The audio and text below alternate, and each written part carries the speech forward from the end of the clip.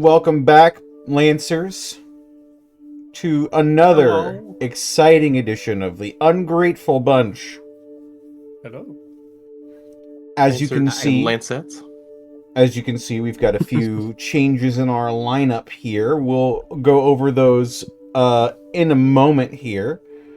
But yes, suffice to say, a few people couldn't make it today due to prior obligations, but we've got an old face and a new one joining us for this edition of our Lancer game.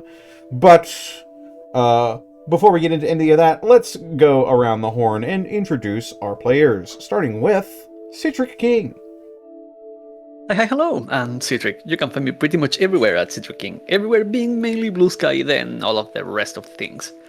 Pretty busy at the moment, and that's kind of my standard, but if you have been keeping up with Full Scale over at The Unexpectables, I am the guy doing some of the art for that. So that's one of the things that I've been busy with, and looking forward to people seeing more of it. I believe next Saturday? Yes, not this one, next one. But yeah, that is pretty much me.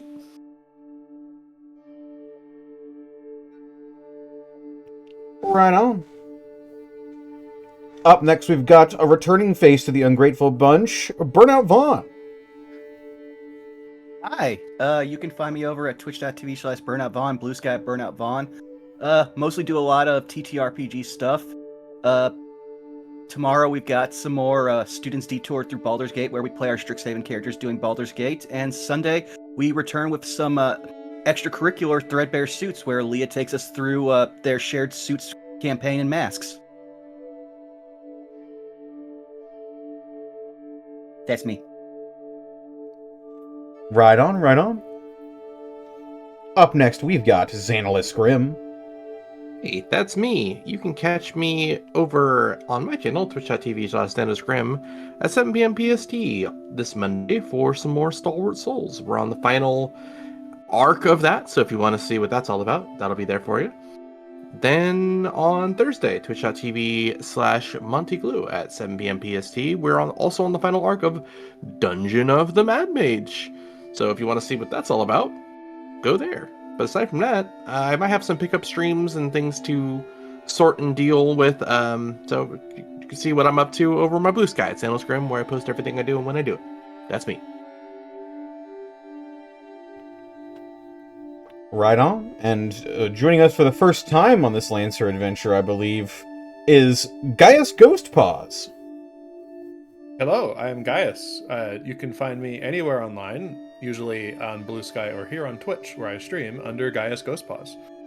And speaking of which, tomorrow I am playing Fatal Frame 2 Remake, if you're interested at all. Excellent, excellent. And of course, we wouldn't be able to do this without our wonderful GM, aMusingThalia.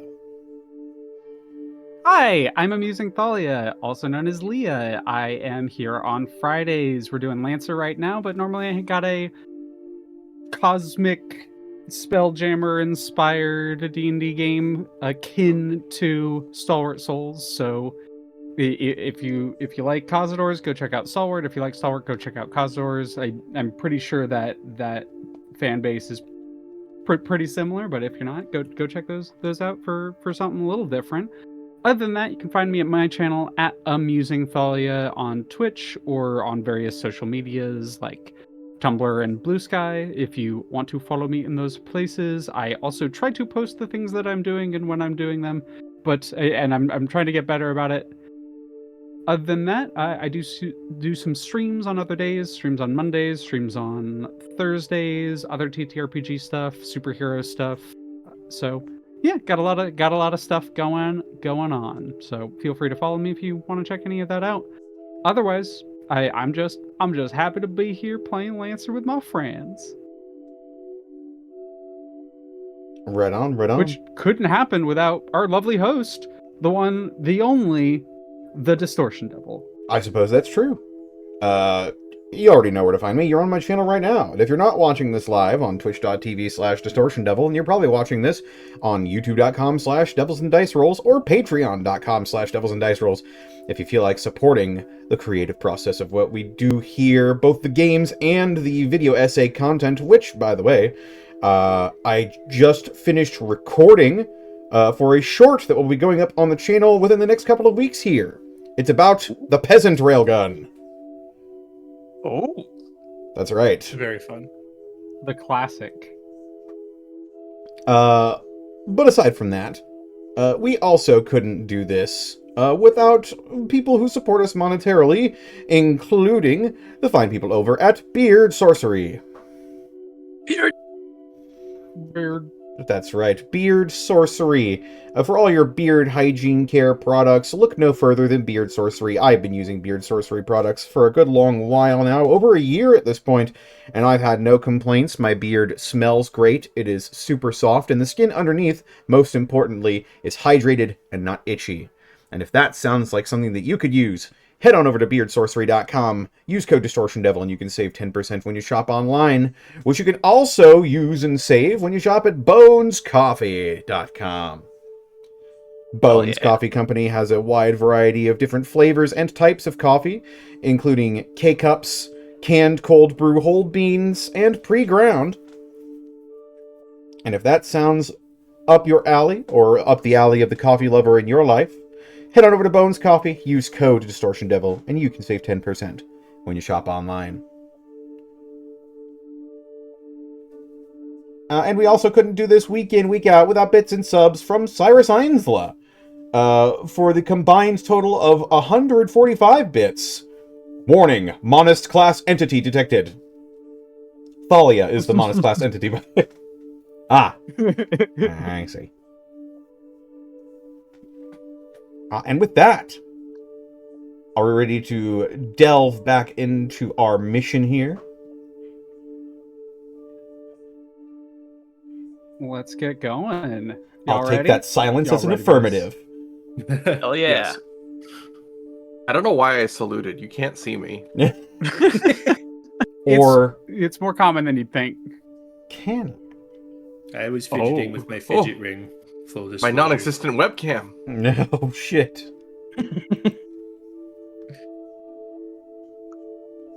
But yes, Y'all ready take to us go? away whenever you're Let's ready. kick it off. Where last we left our Lancers, they had just taken the DSS, the Duskline Satellite Station. A station on the fringes of known Union space, located in a sector known as the Dawnline Shore.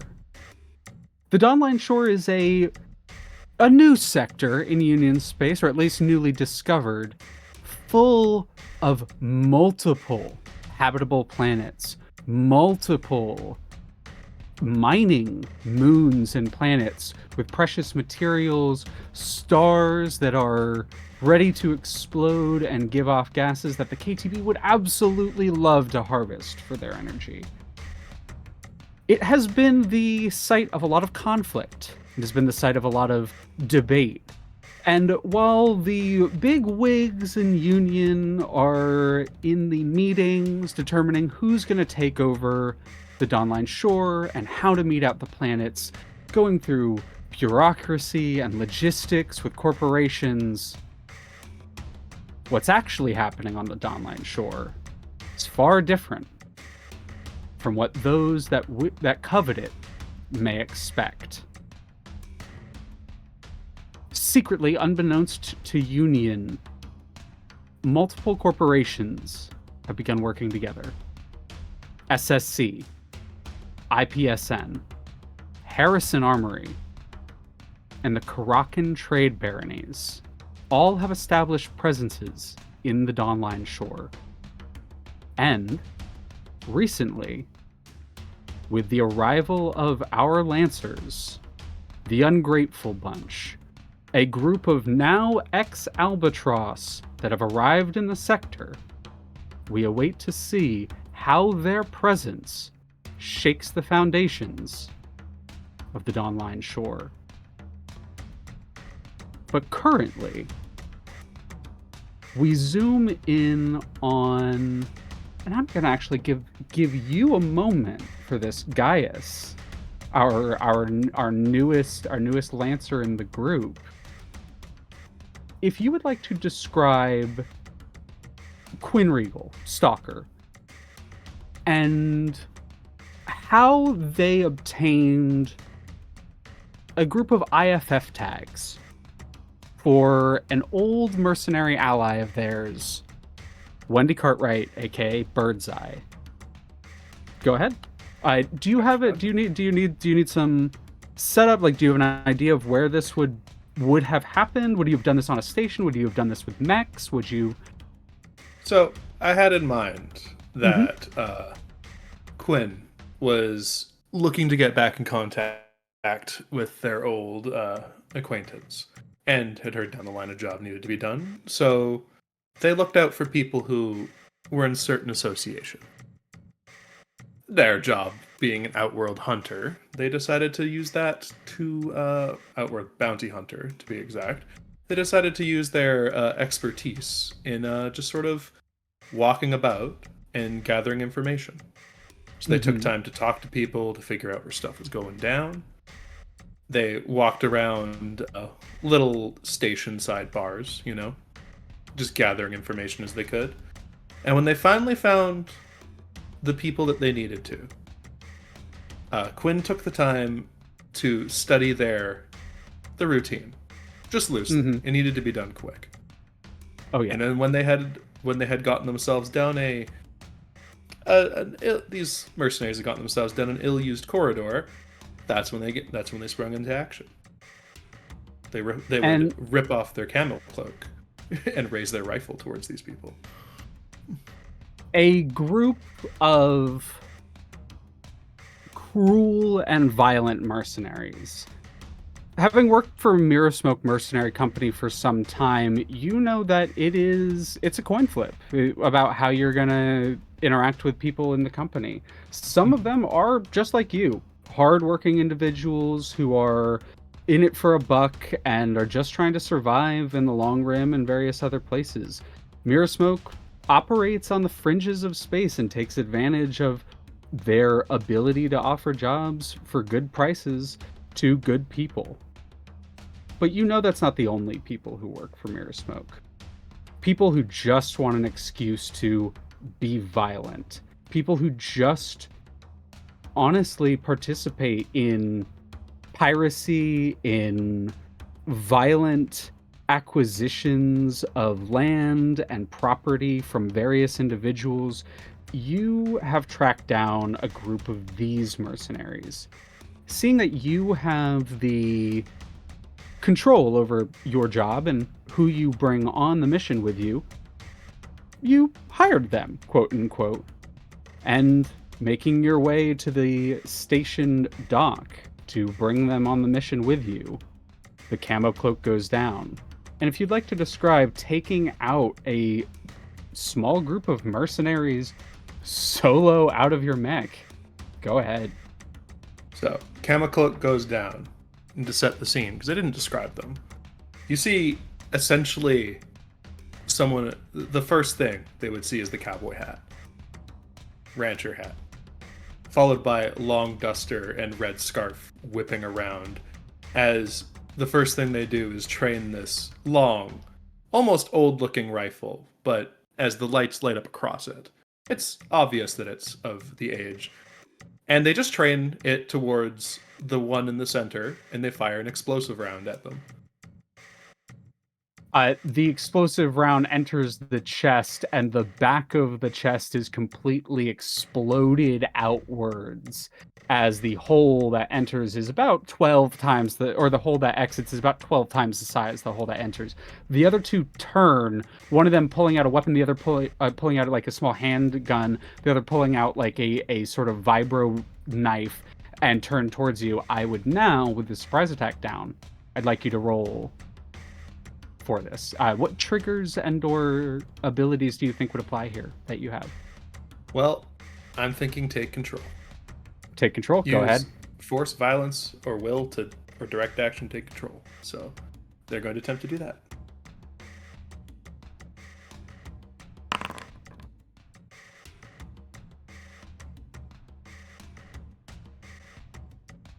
An 11, just enough to succeed, but it is not a critical hit. So I think you do take a damage here. So it's a little close, but you do succeed. What do you think is the reason why it's a little close? Is one of them a little bit tougher than the others? Do they gang up on you? Do you get beat for a little bit and then come back? How does that Quinn flow? is more used to fighting in open spaces as a person. So being in the more confined space inside of a station, during the confrontation, they end up misjudging where a wall is, and they slam into it, which allows the one who's charging at them with the weapon to kind of barrel down on them. You end up being able to pull out a handgun and unload a couple rounds into them while they get up on you. You turn to fire, exchange some rounds with the other two, and as all four mercenaries go down, you kind of breathe a little heavy and slowly remove the knife from either the forearm or the shoulder where it got plunged into. Bandage it up a little bit. And with the IFF tags now gathered, and a group of unnecessarily violent mercenaries, their reputations as civilian killers, now gone to the ether like they are, you grab your tags and make your way to your mech to head on to the Duskline satellite station to meet with your contact. And that is where we transition back to the Duskline, where we see our Lancers. I think the way that this transition happens is there's a one last like muzzle flash from Quinn's handgun, and that muzzle flash transitions into sparking from a plasma torch as one of you is repairing your mech from the last encounter. Who would like to be, who volunteers for that? Who would be the one kind of at their mech doing maybe updates, repairs, fixes?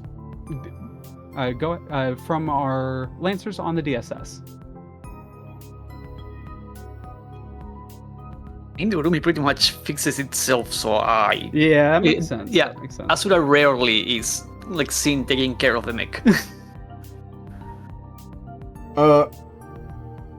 Bear would probably be, if there's any downtime, Bear would probably be, doing his usual ritual of cleaning the intestines and bits of bone out of the drill just so they don't get clogged.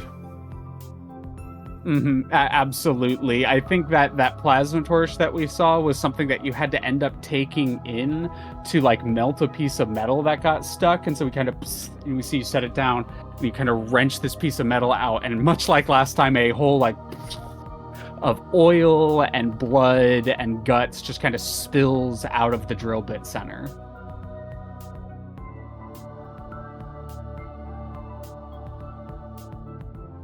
A brief look over at the rest of the kind of look across the garage. You see a bunch of mechs in here now. The entirety of Wendy's contingency has made their way here from the various Albatross stations, and one by one have filed in. This satellite station that you all took now acting as a kind of mobile home base. The pilot Vector has essentially set up shop in the main command area and has taken full control over the tech side of the station. And it's as you all are in your various locations, wherever you would be. You could be resting in the crew quarters, which is on the southern side of the ship. You could be fixing up mechs in either of the two garages, or you could just be spending a little bit of leisure time. But as you all are milling about the station, whatever you would be, waiting for your next assignment, a kind of crackle over the radio would occur, and you'd hear Howdy there, Lancers. This is your Captain Wendy speaking. Just a little joke. I don't actually consider myself captain of this ship, but yeah, I wanted to thank you all for being here. I wanted to thank you all for coming. Once again, on the southern dock, this will be the last chance for any of you folks who are not wanting to be part of this mess. That's your chance to get out. Other than that, can I have the following Lancers meet me in the meeting room, please? Can I get Bear? Can I get Odin? Can I get Zombie? And can I get Asura?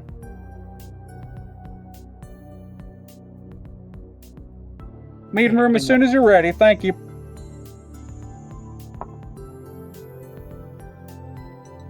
Yeah, we'll be joining. And one by one, you all kind of enter the meeting room. We'll start off with, as they haven't had a chance to speak yet, we'll start off with Odin. Why don't you describe your character as they enter the meeting room, and what they look like, and what their kind of demeanor and attitude is as they enter. Well, for physical description, Odin is a very live, about somewhere between 5'10" and 6 foot tall. He's got long, pulled back hair that shows off a lot of his forehead, where there's a tattoo that's just a barcode that under it reads NP22.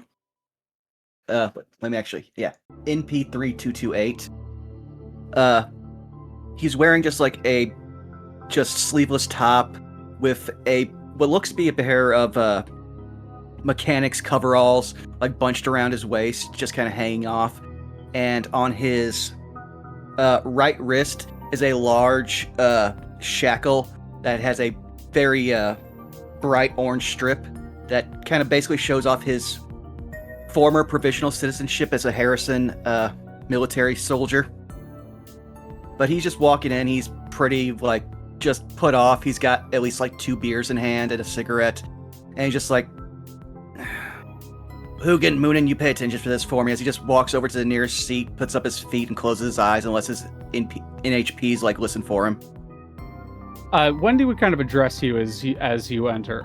Just so I know, which one of you is the actual techie among you? Because we're going to need a techie for this job, and Vector's all tied up with the station. So, is it you or your NHPs that's the techie? From his data plating, the bisected halves of Hugin and Moonin, the singular NHP, both appear, raise a hand, and he also raises a hand. Any of us will do. Right. Okay. Who do I address? Do I address them differently from you? I don't know how you are with your HPs. Ivro work. They split the payload. And if you need me, you can just call for me. Alrighty, you got it. And just to go over, for the sake of others, for anyone who would not be familiar with your NHPs, do they have a specific visual? Do they appear physically, or do they appear only for you? And do they use your voices? aka, do you want to speak for them, or do you want me to? We established in the combat test that I'd give you control of them, but visually, they appear as a reflection physically of Odin, but bisected down the middle as they split 2 different processes of thought and memory, which is why they get their name. Mm-hmm. Bisected down the middle, like lengthwise, right? So it's like one on one half and on the other half. Got it. And when one is talking, is the other half like static? They both appear, but it's only when one is talking that it appears to be talking, while the other one is usually silent. Got it. So they appear as a singular unit, but only like half of the body is talking at any given time. Cool. And do they appear do they appear visually for others like a holo projection, or is it just in your mind? He can make them appear physically, so that's what he's doing right now. But whenever he's piloting, they stay in his cockpit. I imagine kind of a play off of the tachyon projectors that you have as part of your ship, a staple for Odin, a sort of like half hard light, half hollow projection sort of appears, just gives kind of a salute. Happy to be listening. Doesn't matter if he's inebriated, we'll take care of it. Wendy just kind of nods a little bit. All right, right. Works for me. As long as y'all can do your job, I don't really care how it gets done. And who would be the next person to enter?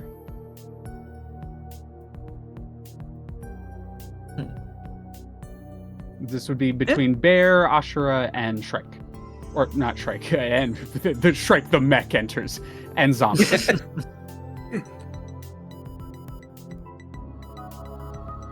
I would imagine we're following Bear. Fair enough. Bear's not going in until he has to. Yeah, fair. I love that. Zombie, why don't you go ahead then? Remind me where we are? Yeah, you just heard a call over the overcom that was calling for each of you as Lancers individually to make your way to a meeting room with Wendy. So then I suppose he'll walk into the meeting room. Yeah, we're establishing an order. Walking into the meeting room, door kind of swings open or slides open, and we see Zombie walk in. If you'd like to give a quick description of Zombie and what their demeanor is at the moment. How long is this after the mission? I'd say like a day or two, maybe. You've had enough time to... I wouldn't even say like a day. It's been about 12 hours, actually. I'll say that. You've had enough time to rest and eat and like chill out a little bit, but not a ton of time. Zombie looks like a individual who should probably be taller than they actually are. Their legs quite obviously are cybernetic from the knee down, and the cybernetics are a bit more hook-shaped than traditionally, human-looking foot-shaped or leg-shaped. They wear a bright white and red pilot suit, currently without any sleeves on, where you see a almost emaciated but decently well-kept set of organic arms that are completely without any sort of melanin. They are deathly pale. Underneath their pilot helmet, which they still wear, you see a face that is also bright white with eyes that don't have any sort of pigment, giving the indication that they have albinism, and they seem to be chewing on some sort of peanut butter chocolate treat, trying to keep their, I suppose, energy up. Mm-hmm. You step into the meeting room. Currently, the only two people in here are Wendy, the kind of handler that you've had since joining the Albatross, and back in the Ungrateful, when you were part of the Ungratefuls proper, and Zeke, also known as Odin, who is just kind of sitting, drinking, while a hollow projection of an NHP is just kind of sitting rather attentively next to him and just kind of waves at the NHP specifically waves at you. But Wendy would look over at you. Oh, Zombie, can you come here for a second? And kind of gestures you up to the front where she is. He will walk over there. Hey, she kind of lowers her voice so it isn't immediately like loud to anyone else who would enter or to Odin. Hey, I just want to let you know, well, I appreciate all the effort you've been in. I appreciate your work and stuff. I know you had a good rep with the Albatross, and I know you got a good rep with your shipping companies. I'd be happy to find a way to get you out of this nonsense if you need. I appreciate a good pilot as much as the next, but you got a promising career. I don't want to screw you over. I guess I just kind of go wherever the winds take me. Didn't really have much of a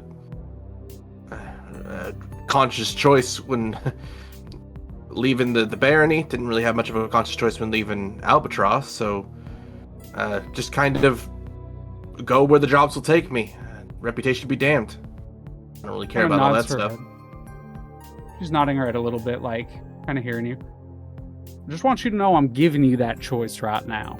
All right? If you need out, if you need something, you know, I tend to be. I try to take care of mine, you know, and you've been working for me for a little bit now, and I know we haven't worked a ton together personally, but I still appreciate the work you do. I don't want you screwing yourself over, all right? Not on my behalf. Appreciate it. I suppose I could use some time off. Well, we are. I got a bit of a job. Kind of brought you in for hoping to see if you wanted part of it.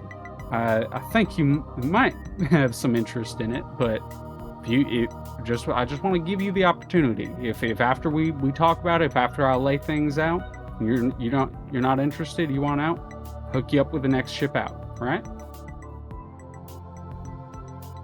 He'll kind of nod. Hey, don't get me wrong. I'd love to have you. You're ace of a pilot. I want to make sure the people I'm working with want to be here. You know, the kind of work that we're getting into, it's not exactly, let's just say it's not exactly always the most lucrative work. He'll nod. Well, I appreciate it. And I think it would be they kind of look over. The fuck are the others two? 1 second. Kind of reaches over, grabs the intercom again. Hey, Asura, Bear. I don't want the others here waiting in the meeting room for too much longer. Make your way over here, right? Wait. I'll be there. Asura just Asura just gives Bear a look as he's the one lagging behind, and he moves forward.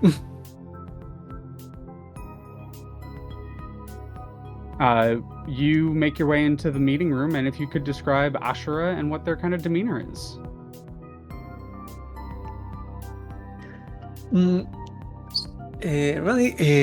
We've had a few hours after the fight, right? We've been taking care of our mechs. Well, the people who have, at least. Yeah. That you've had, and we'll kind of get to that briefly, but you have had a chance to repair, but you will have a choice about something when we kind of get there. But yes, you've had some time to rest. I think for the bare minimum, it's been about 12 hours, so you've had a chance to, nap, eat, take care of yourself. Mm-hmm. Having to make sure that we have no remaining fighters in the ship. Asura would now walk to the main room. Now you have your ship.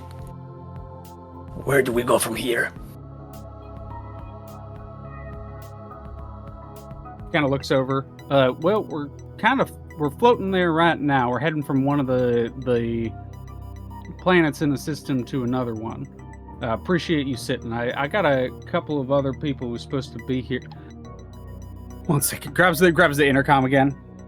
Hey, I know I already talked to you two outside of this, and I didn't want to call your names over the intercom just in case. But Cloaker, Wicked, get your asses in here, okay? You're on here on the grace of the grace of the bear, and I don't know how much patience you want to push with that. Unsure of who they're kind of referring to, it's not too long before the door slides open, and two pilots walk in, unfamiliar to you all. One of them is kind of taller, and the other is kind of shorter. The taller one has that sort of like roguish smile on, loose kind of half-crop jacket, half-crop shirt kind of showing off a little bit of their midriff. They very clearly have augmentations all over the body, but just like little plugs. Not really major external augmentations, just you see these little plugs all across their body, and they kind of stride in with a little bit of a swagger. The shorter one is bundled the fuck up, is very difficult to tell any real details about them other than they're kind of pale, and is a bit like rounder in physicality. And the two make their way over towards Wendy. Your Cloaker points at the tall one. You're Wicked, right? And Cloaker kind of nods. Yeah. You were the kind of looks across the group of you. We're the people who were stationed on here. We're stationed on the station. Just take a seat. Wendy kind of cuts him off. The two of them kind of nod, and lastly, but certainly not leastly, Bear enters. Being incredibly late, because he was getting alcohol of his own, comes in with like a bottle of the Jack Daniels equivalent, probably. In walks a brick of a man, or more like a boulder, really. Very tall, very broad, and very muscular. A bit of an elderly-looking man. One might think that he's in his 60s or 70s, even. Piercings all over his face. He's got this sort of pallid gray skin color. He's wearing what look to be some sort of work coveralls that have been stained with blood and haven't been washed properly, so the bloodstains are all still visible. His eyebrows are completely overtaken with metal studs. He's got a nose ring, he's got earrings, he's got lip rings. And he is just the most dour-looking man possible. You can probably tell his hair used to be brown, now with flecks of gray mostly overtaking any sort of youthful appearance he might have had. And he just slumps down in a chair and cracks open that bottle of Jack, takes a big swig, and just sighs, looking. She kind of smiles. Well, you're here right on time, Bear, as she smiles. Yeah, I'm kind of getting used to making sure you're, when you're late all the time, I can just expect it and call you early, right? He just smiles. Anyways, there's a kind of of an alarm that goes on. Well, like I said, just on time. That should be our new arrival. I'll go out to greet him and bring him in, and there's a short pauses as she leaves, and we kind of follow her out to one of the docks as rocketing towards the station in a small transport vehicle. Kind of lands and deposits a mech into the garage. If you'd like to describe your mech for us, the Sunset Quake, Quinn, aka Stalker. Okay. Well, stepping out of the transport is a rather average-sized machine, though from what you can see of it. Most of it is covered in a large, dark brown cloak, which obscures most of its form, but around where the neck goes around the neck of the mech, you can see a small, angular, very drab, very tan-colored head poking out with a single red mono eye sort of moving along a red track, scanning the area around it. It seems very broad as the cloak drapes over these large, what appears to be very large, broad shoulders. And then upon finding where it's supposed to go, it moves across the deck, and those around can hear a little tinking as large mech-sized spurs are jingling as it walks across the deck of the station, and then sets itself where it's supposed to be. When it kind of nods at you and we kind of flash inside the cockpit. What does your cockpit look like? Well, inside the cockpit, in typical ISPN fashion, it is utilitarian but still futuristic. Though the pilot themselves has what seem to be an arrangement of a couple control sticks all bundled together on each hand. Very typical view screens. One of them is cracked in front of them, and it almost seems, in a way, to be configured to be somewhat like a fighter plane's cockpit with consoles along the sides and easy reach for the arms, and there are as many analog machines as there are digital machines surrounding them.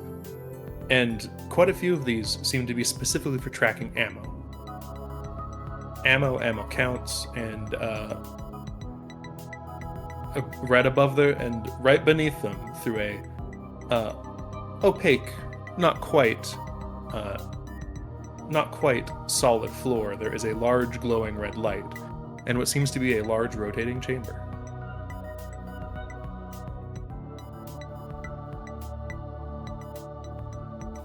So I forgot I can do that. Drag y'all to the spot where it is. As you kind of step out the cockpit, unloading as you step out, Wendy steps forward. What is your relationship with Wendy? Like, how familiar are you two with each other? Do you two have like kind of an antagonistic relationship going back, or is it more positive?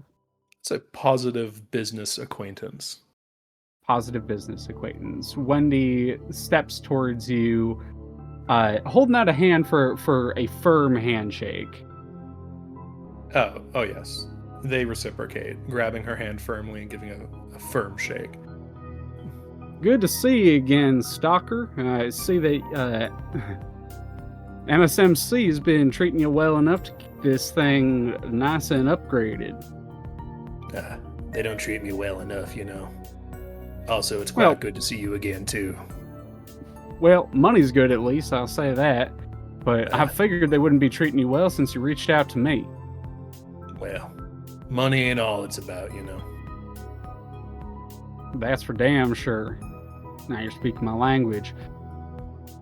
Well, come with me, follow me. We're making we got to go run down the job with the folks that I'm hoping to bring on this mission. There are a couple I'm potentially give you out to, but follow me, and just we'll move towards the meeting room. As you follow them, the rest of you, the door kind of slides open, and Quinn joins the gaggle of Lancers here in this meeting room. As they all enter, Wendy kind of looks across the group of you. Right, now we're all gathered. I want to thank you all for being here. We got this here is Quinn Regal, aka Stalker. You can call him. Probably a good idea to stick with knowing someone by name or by call sign, considering what's going to happen. Got him. Sorry, I'm just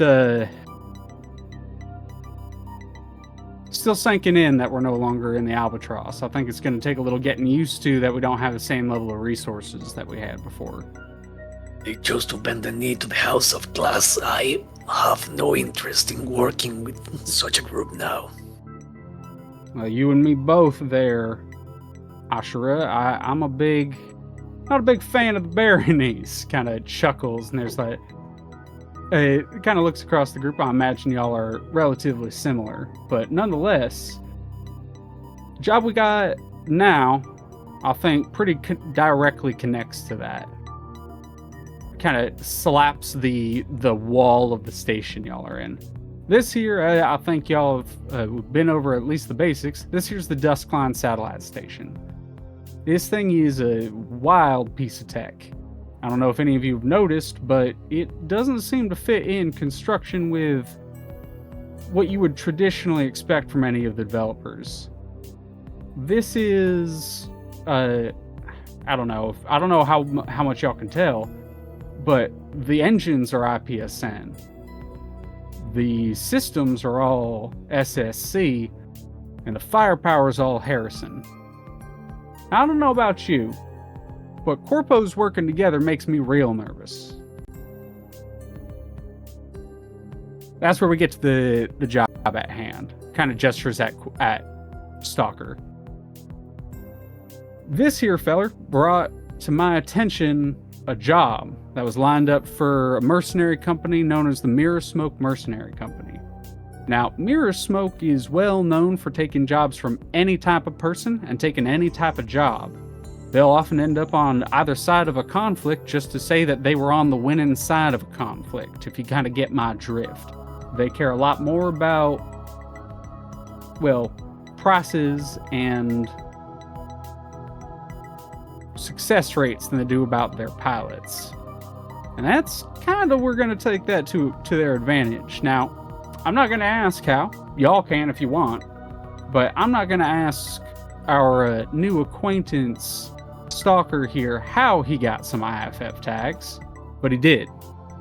So if y'all, any of you who wish to participate in the upcoming mission, after we finish meeting here, I'm going to have you grab an IFF tag from him, and we'll be using that for what's coming up next. But after he brought this job here in the Dawnline Shore to my attention, I started looking into some things. Back when I had that Albatross access.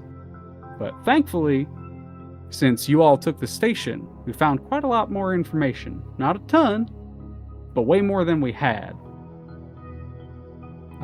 This presentation was set up by Vector, and so therefore is I'll try to trim it down as best I can. And it clicks on a hollow projector, and a bunch of like little funny animatics happen before it has like a little Vector logo, and then it transitions to the actual presentation. So, and it actually just sort of like details this. The projection in front of you is just a detailed look at the station that you're currently on, with a lot of the information that has already been given to you, like the pointing at the various sections that have been made by various companies, etc., etc.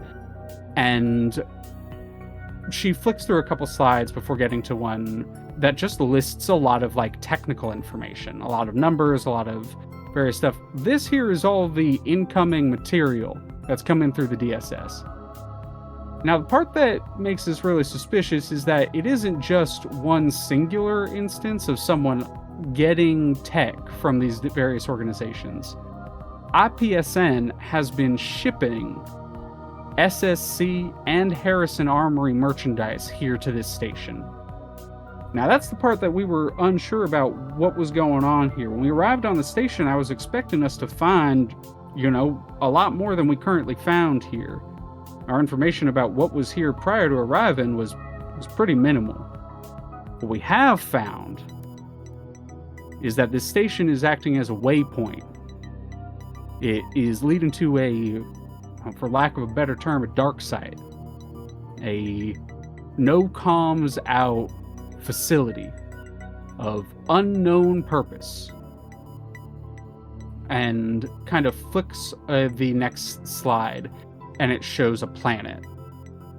This here is MIDI 91. It's one of the planets here on the Dawnline Shore, one of the fringe planets here on the Dawnline Shore. It's less habitable than some of the other ones. As you can see here, it's got a locked orbit. Much like, it kind of gestures at you, Odin. Much like the Harrison Armory homeworld, this locked orbit means that half the planet's always in dark, half the planet's always in light. Now, the part that's always in light is actually pretty habitable. You see here, lush greens, and you even got some water features and that kind of thing. Pretty nice little spot. It's generally known as midday. But here on the backside, kind of flicks some controls, and the screen kind of turns the planet so that it's just looking at the dark side of the planet. This here is colloquially known as midnight. It's a no comm site, as I just mentioned. We're unsure what exactly is happening here, but all we do know is that Union is not involved. SSC, Harrison Armory, the Karakan Trade Baronies, and IPSN are all involved. Now, we're unsure why they're collaborating or what they're collaborating on. I'm hoping to send a group down there to find out. Now, I want this group to be a group I trust, a group that I know will make the right kind of decisions when push comes to shove. And who I know, and makes eye contact with Bear with this one, won't take shit from no one.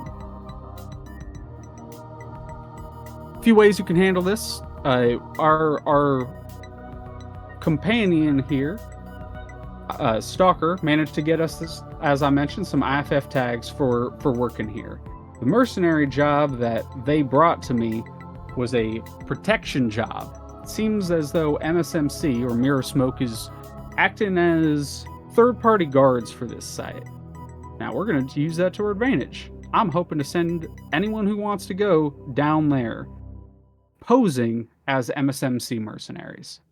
Now, when you get down there, it's entirely up to you. You can go in guns blazing right out the gate. You can get in your mech, start firing up the place. I guarantee that is going to cause a ruckus, and I guarantee that they're going to send backup if you do that.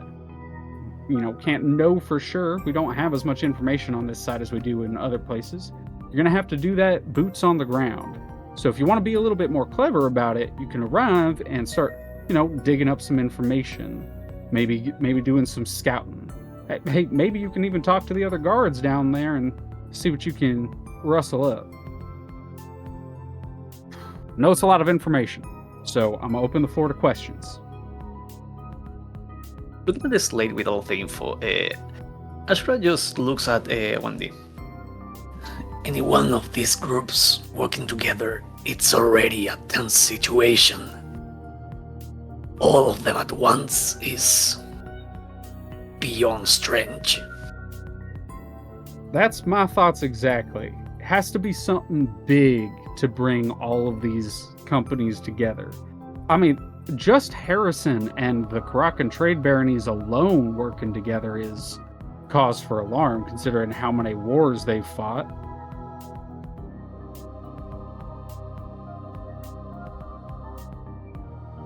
You have my interest. I was hoping I would. Well, I'm happy to answer any questions, but unfortunately, our information is somewhat lacking at the moment. We only have what we've been able to find here on the station and what Quinn here has been able to discover as part of the job. Whenever y'all ready, we can send a signal down there and let them know that the Mirror Smoke Mercenary Company's arriving, and you all can show up on site. But go ahead. I got one question. If we're posed as Mirror Smokes, do we know what legal group is actually representing us with those IFF tags? What do you mean legal group? He's gonna roll his eyes, actually looking up. Most Mirror Smokes actually have their own, like, dedicated legal group for each, like, what they call their battalions. Fuck, I forgot the name. Oh, I see what you mean. As far as I know, whoever paid Mirror Smoke paid for that to go beyond the books. No legal here. Okay, so fake it till we make it. Yeah, Mirror Smoke might have their own legal system, but at the same time, they're also willing to take just about any job that comes across their plate. The concern is valid, though. There are credentials that must be issued to allow pass in the area. It's much more common than you think it is when they just forget to assign who assigned them to a job. Trust me. Still looking through the slate.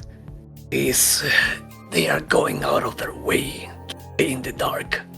They are vetting the people in. I don't expect we can just walk. It's possible. I'm unfortunately not going to be able to tell you much on that side of things. There is a chance that whoever you are pretending to be, they might have some sort of people who already know them down there, or double checks. So I'll leave that up to y'all when you get on site to handle that. Looks back at you, Odin. That's where I think your tech abilities might come in handy. If when you arrive on site, you can alter in some way the existing records, might be able to play it before you you might be able to set it up before you have to fake it.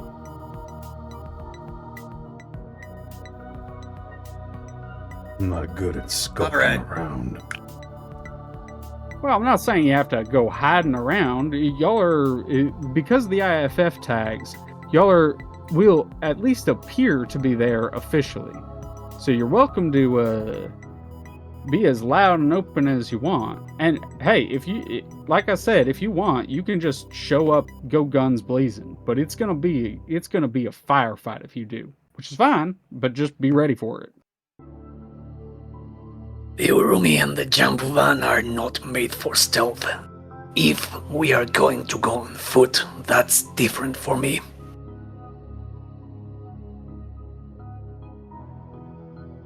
Well, currently the plan is to send y'all's mechs down there as part of official channels that we're working through, or they're official, I guess, not official, but sends your mechs down there, then send you all down there, and you can grab your mech and get going. But I'm not expecting any of y'all to go in stealthy like.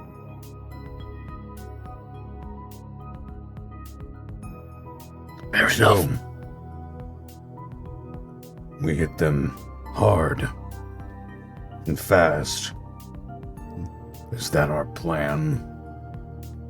That's certainly an option if y'all want to go in guns blazing. I would recommend, taking a chance to scope out the place, maybe see what other mercenaries are there, what other pilots are there, maybe get the lowdown on them. That's what I would do, but y'all aren't me. I can't go. My name's way too hot. Is it likely any of these mercenaries are willing to switch sides for the right price? Now that's a good question. Maybe something you can follow up on when you get down there. I'm not liquid right now. Gotcha. I don't believe any of us are. We are on your payroll, Windy. Well, like I said, I'm not much of a I don't have much of a payroll. I do this for the love of the game, my friends. I'm in this to blow up corpos, but I understand that money's necessary for keeping things rolling, especially out here on the fringes. I guarantee whatever y'all find down there will pay out big. So, plan is drop our mechs. We follow soon after. We get in. We start making noise. As much or as little noise as you want, exactly. Y'all can take your time and scope out the place, or you guys can just hop in your mechs and start shooting it up. Why not both? I don't have a problem with that. We got enough of believability to get y'all on site. After you're on site, it's entirely up to you all. As I said, health is out of the question for at least 2 of us, if not 3. Shrike is fast. He can make the move while we are making a distraction.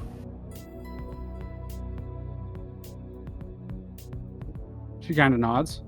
Definitely. I think y'all are probably going to have to, get on site before making a more proper plan, but sounds like a good one to me. Then let's do it. Asura looks at Stalker. What about you? Are you fast, or are you stirred, or are you loud? I can be whatever you need me to be as long as it ain't technology related. My mech don't do that. You got a straightforward group here. Looks at the handler. I kind of like it. It's nice to be straightforward. Yeah, I tend to work as much with straight shooters as I can. Sorry I don't have much more information for y'all as far as what you're gonna do when you're down there. It's kind of a little bit up in the air, but I'll say at this point, I trust all of you. Y'all have been capable on every mission I've sent y'all out on. Y'all have blown up ships in warp. You guys have done pseudo clandestine missions before. You're getting to the point as pilots where it's not going to be too long before y'all are handling your own fresh teams. I think maybe this time y'all got to make the mission yourselves. Then let's get to it. Righty. All right. We'll hook you up on the ship. Wendy, you said this was an opt-in, opt-out? If you want to opt out, you can opt out. He'll nod and move over to shake Wendy's hand. She moves to shake yours. You calling it out? You calling it now, Shrek? You calling it now, zombie? A little too muddy for me. It's been an honor working with all of y'all.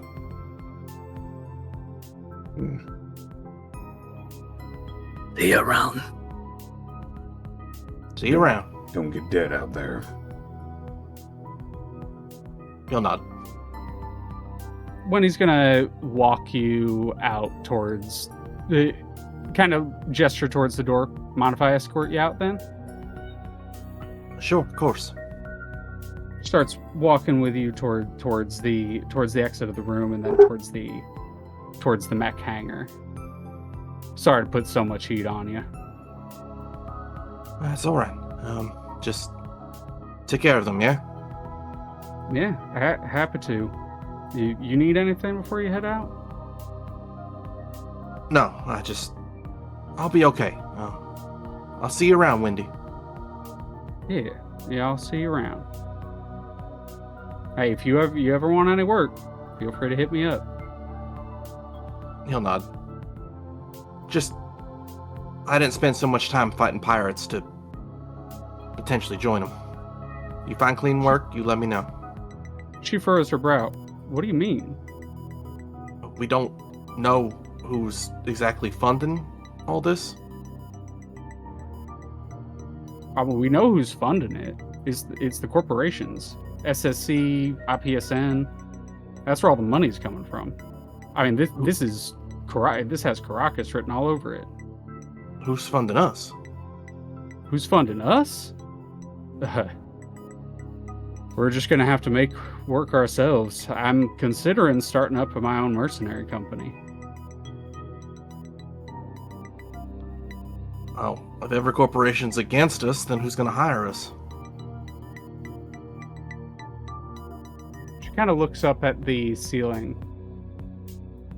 You know how many distress calls the Albatross got that they wouldn't pick up on? You know how many... Do you know how many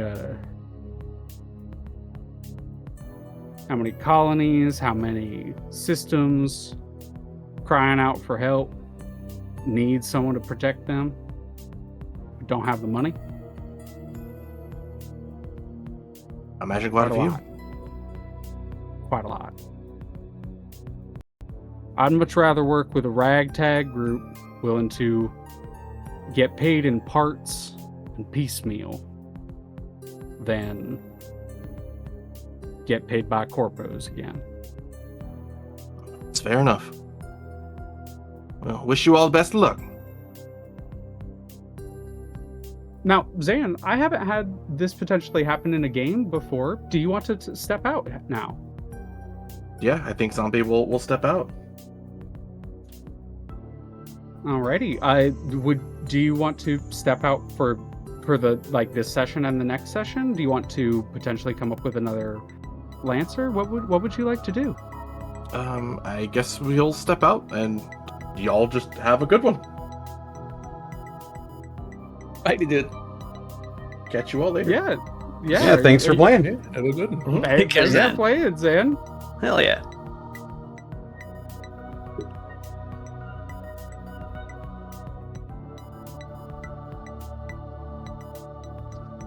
Wendy makes her way back into the room and kind of looks at you all with a bit of a dour expression on her face. He's making a choice. We all are. He's got to make a choice that's right for him. That's the most It's important smart. thing, right? We, on the other hand, we are not smart. We lost our scout, but we only got the loud ones. Guess our decision's made then. Hit him hard.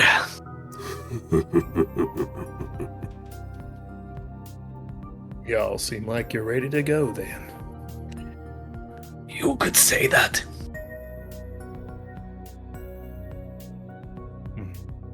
Well, without a scout, this might be a little more complicated. But I've been on worse missions. I've been seeing worse things out there. I think if the machines are what I saw on the way in, I think we could probably handle it.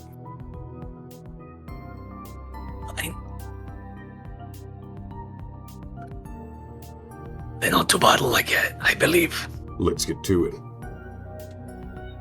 Indeed.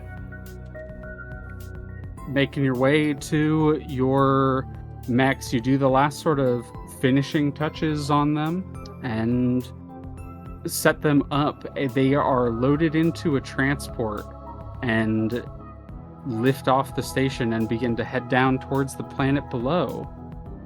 A smaller person-sized transport follows shortly after, and one by one you all hop in, and the small transport lifts out of the DSS, and you all watch as it sort of fades from view, growing smaller and smaller as you head towards the planet. It's a little bit bumpy on the way down, and as y'all arrive, we're going to take a quick break there. Alrighty. All right, folks. We're going to have ourselves a quick break, and we will be right back. Hell yeah. Constitutional time. Yeah, remember to drink your legs and stretch water. Be back in a moment. Crack your ass and stretch your back. It was incredibly lucky that I decided to read up on the lore of the setting and actually hit the Mirror Smoke Mercenary page. Oh. Making sure I have all my pages arranged here.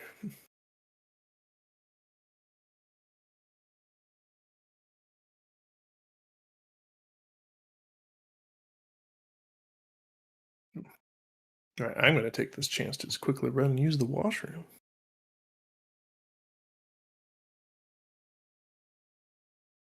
So hey, chat, you enjoying the show so far?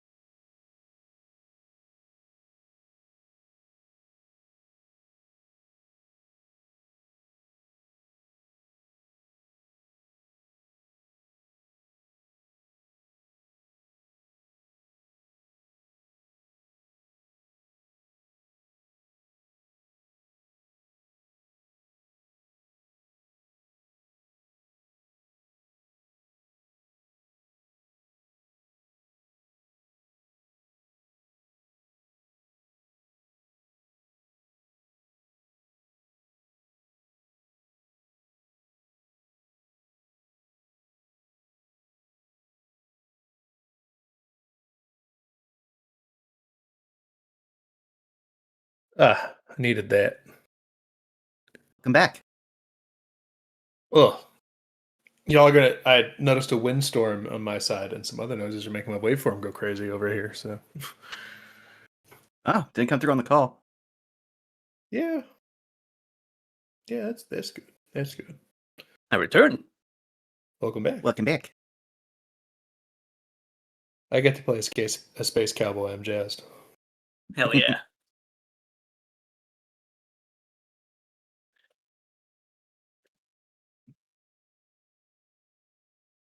I'm looking forward to see what you can do.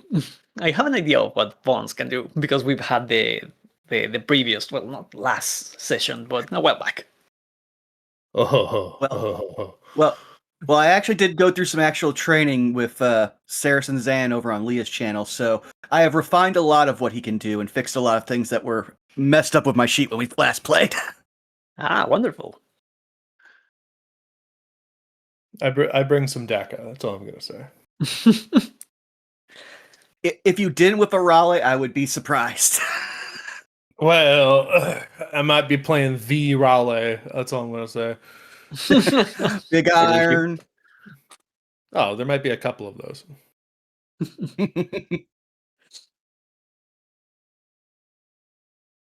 Well, we got 2 front tanks and copper fire, so at the very least we have that going. I mean, I'm not a long range machine, and I'm gonna be right up there with you. Ooh. You just have to Hell see yeah. what it's all about when we get there. Yeah, I think I'm the only long range option, and that's only because I literally have a weapon made for a size 3 mech. You sure your actuators can handle that? Thanks to the lovely people at GMS, yes! Core bonus, core bonus, core bonus. I have a special surprise. I actually modified one of the mounts on my mech too, but that's a surprise you shall see for later. Ooh.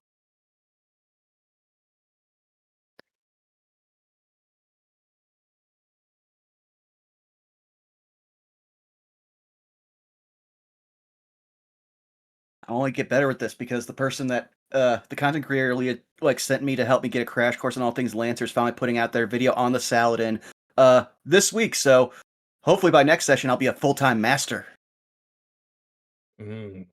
At some point you will understand how the Sun Z works. Hey, no one understands how the Sun Z works. I have ideas. It's just, it's not my go-to mech. That's when I would wait till we get to license level 9. I have some other systems to play with. Oh, trust me, as a person who's tried a Sun Z, no one knows how that works. And if anyone tells you how they know how it works, they're wrong. So Find a picture now.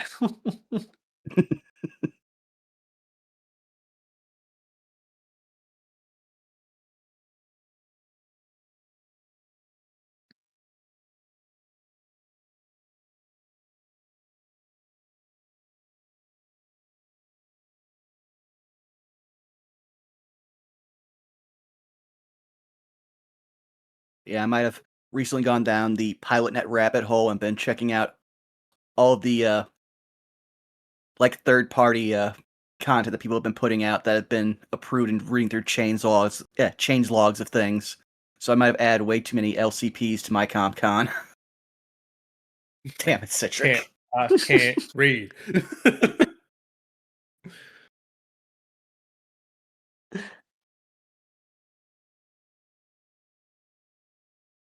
That's so Sun Z, it's not even funny.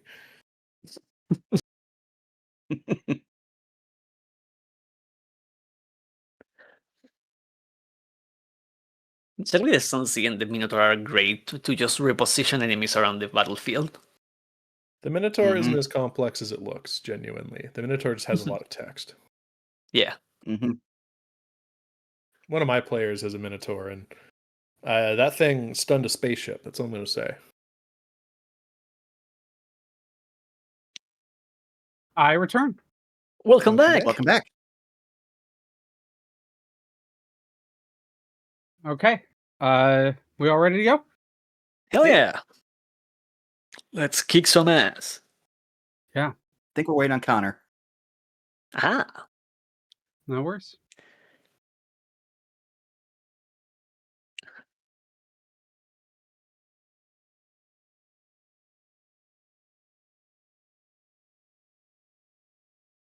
Waiting on our wonderful host. The host with the most. The man who, when he pilots his mech, is genuinely terrifying to me.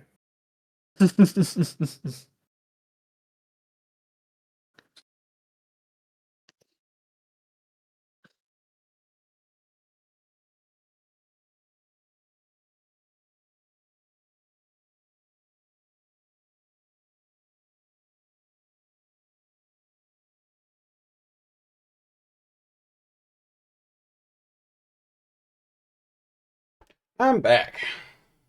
Welcome back. Welcome back. Ooh.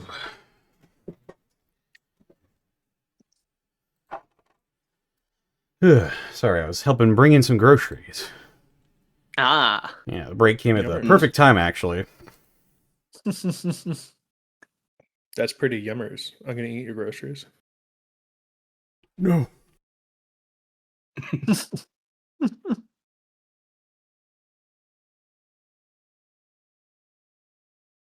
All right. Well, I think we have everyone here and we're ready to go. Oh yeah. Hell yeah, indeed. Let me grab music real quick.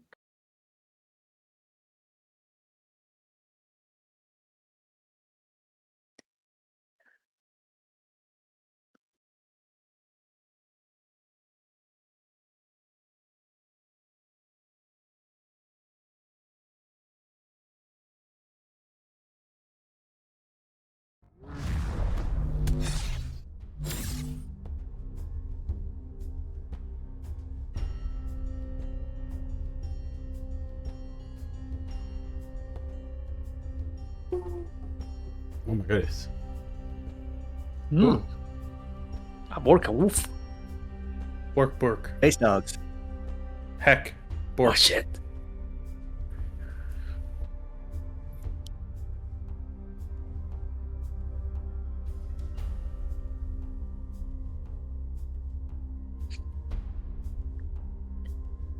All right. The shuttle itself that you all have loaded into kind of shakes and rattles as it descends through the atmosphere down to the surface of Midi. The night side, or the dark side of the planet, swallows the sun as you are plunged into shadow as you arrive on midnight proper. The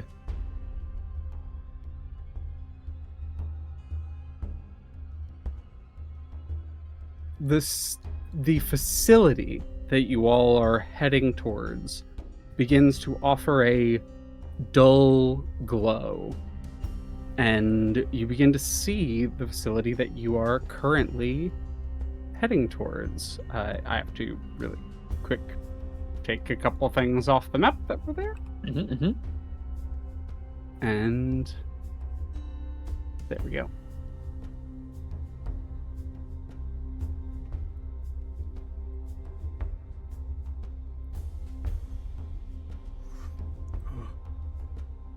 They got poopy gas here. They do. Oh, they shit. do.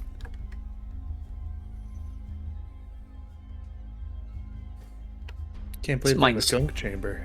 -2 farts. The worst kind of fart. You get a small bird's eye view of the facility as you kind of fly over. You see various kind of mechs milling about on patrols. You see a heavily defended position and a massive, large building that seems to be the main focus of the facility.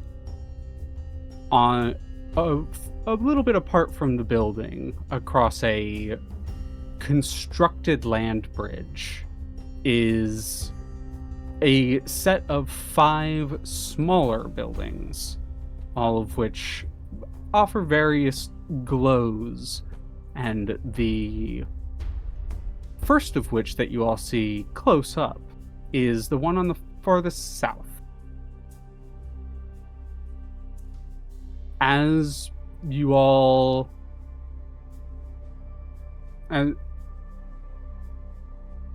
you all arrive at the shuttle, lands on top of this larger building, and one by one you exfiltrate the shuttle and arrive into kind of descending in this sort of intake building. It's very clinical, very laboratory. In here seems to be very much a shuttle hangar as the shuttle descends into it and you all get out proper. As you step out of this sort of shuttle room, there's kind of no one there immediately. There's a little like atmospheric reading thing telling you all that the atmosphere is breathable, gravity is normal, but it does have little like air masks for it does let you know that the concentration of air here is not earth stable, so there is extended exposure. So those of you who want can take a mask. It's not a required thing, but little just side flavor note as you all step out onto the surface of the planet proper, an individual makes their way towards you. They're holding a clipboard. They got a little mask on. They're in a kind of blue and gray outfit, and they walk forward. Hello.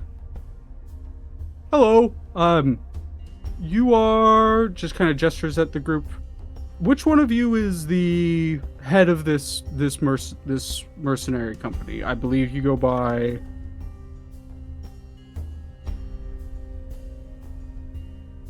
Kind of checking, like flicks through some papers, checks through. Go ahead. No, given that Odin was the one in the ship that seemed to have more knowledge about the way the mercenary companies operate, Asura just like knees you behind the leg to push you forward. Yeah. You will have seen that Odin would have been already like doing something behind his hand with like a digital screen, as I was going to ask if I could have modified the IFF so that way they would give one consistent like tag for everyone. Yeah, roll a hacker fix. Okay. That's a 12. That's a 12. It's at the last possible second, but it does happen. It does function. They're kind of going through. They have a little data pad in front of them. They are kind of like scrolling through, and they kind of. Sorry, I thought I just read that. Read this. Okay. There's different number than is here currently. Okay, my bad. Apologies. I thought I read this before. I must have been an update that I missed. Which one of you is Stalker? Pilot of the Sunset Quake? That would be me. I step forward, suit clinking a bit. They move to shake your hands. We tend to use on site. It is call names only. So you can call me Long Walk. Nice to meet you, Long Walk. A good firm handshake is reciprocated. Firm handshake to you as well. You can tell this is another Mirror Smoke. They're dressed in like Mirror Smoke garb, etc. Probably a career Mirror Smoke employee. Mm-hmm. Right. Well, I'm supposed to do your intake. I'm not head of the MSMC here. You're gonna want points at you, Quinn. You're gonna want to report to Mama at some point. She's pilot of the big mech back there, and points at this one, which you currently see kind of walking around. Or to Mama. Got it. Yeah, at some point, just to make sure she's our commanding officer here from Mirror Smoke. Other than that, kind of looks across the group of you. Right, y'all are under there. Sure, let's get on with the tour. Everything seems hunky-dory to me. We'll lead the way. Looks across as they're kind of walking. Yeah, just this side of the facility at least. You got to know what you're guarding and guard it properly, right? I want to see everything. Well, you got it. I'll be taking you through. Other than that, though, I think the only thing you really need, or we really need from you, is who is your legal liaison? Who do we get in contact for your company? At which point, Odin will throw up his hand and just be like, we've got new representation. We just got up to Jackal and Hades Esquire. Jackal and Hades. I'm not familiar with them. I'll make a note of that, and we'll get that sent out to them. All right. Comms can be a little bit slow here. We have to snail it out to another location and then get it sent from there. So I gotta just take down the information, but soon it kind of holds up the data pad and like flicks it in the air. As soon as this gets out, we'll get that all figured out. Not uncommon in places like this, being as far out as we are. Yeah, that's the problem with black sites. Mm-hmm. Always in a place a bit far away. Always out of sight of some. Yeah. That's the problem. Well, follow me, and begins walking. Begins to step through this building in front of the group of you here.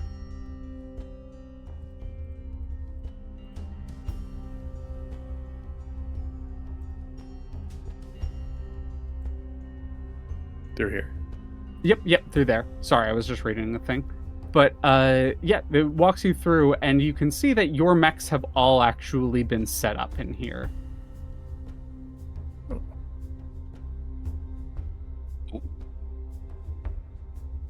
This is the fresh garage. This is where you newbies will be positioned up. It's not the best facilities, but it's where we'll. Hey, I was here first, so I had to hang out in this hangar for a little bit, but now that you're here, we've built another one and continuing to build out the facility. But yeah, this here's dock 1 or garage 1 continues moving. As they continue moving, one of these 2 mechs that seem to be guarding this next building kind of turns towards them, and the cockpit flies open, and a kind of larger mustachioed man, sort of kind of barrel-chested, big collar. Hey, money! Or hey, long walk! These the newbies? Yeah!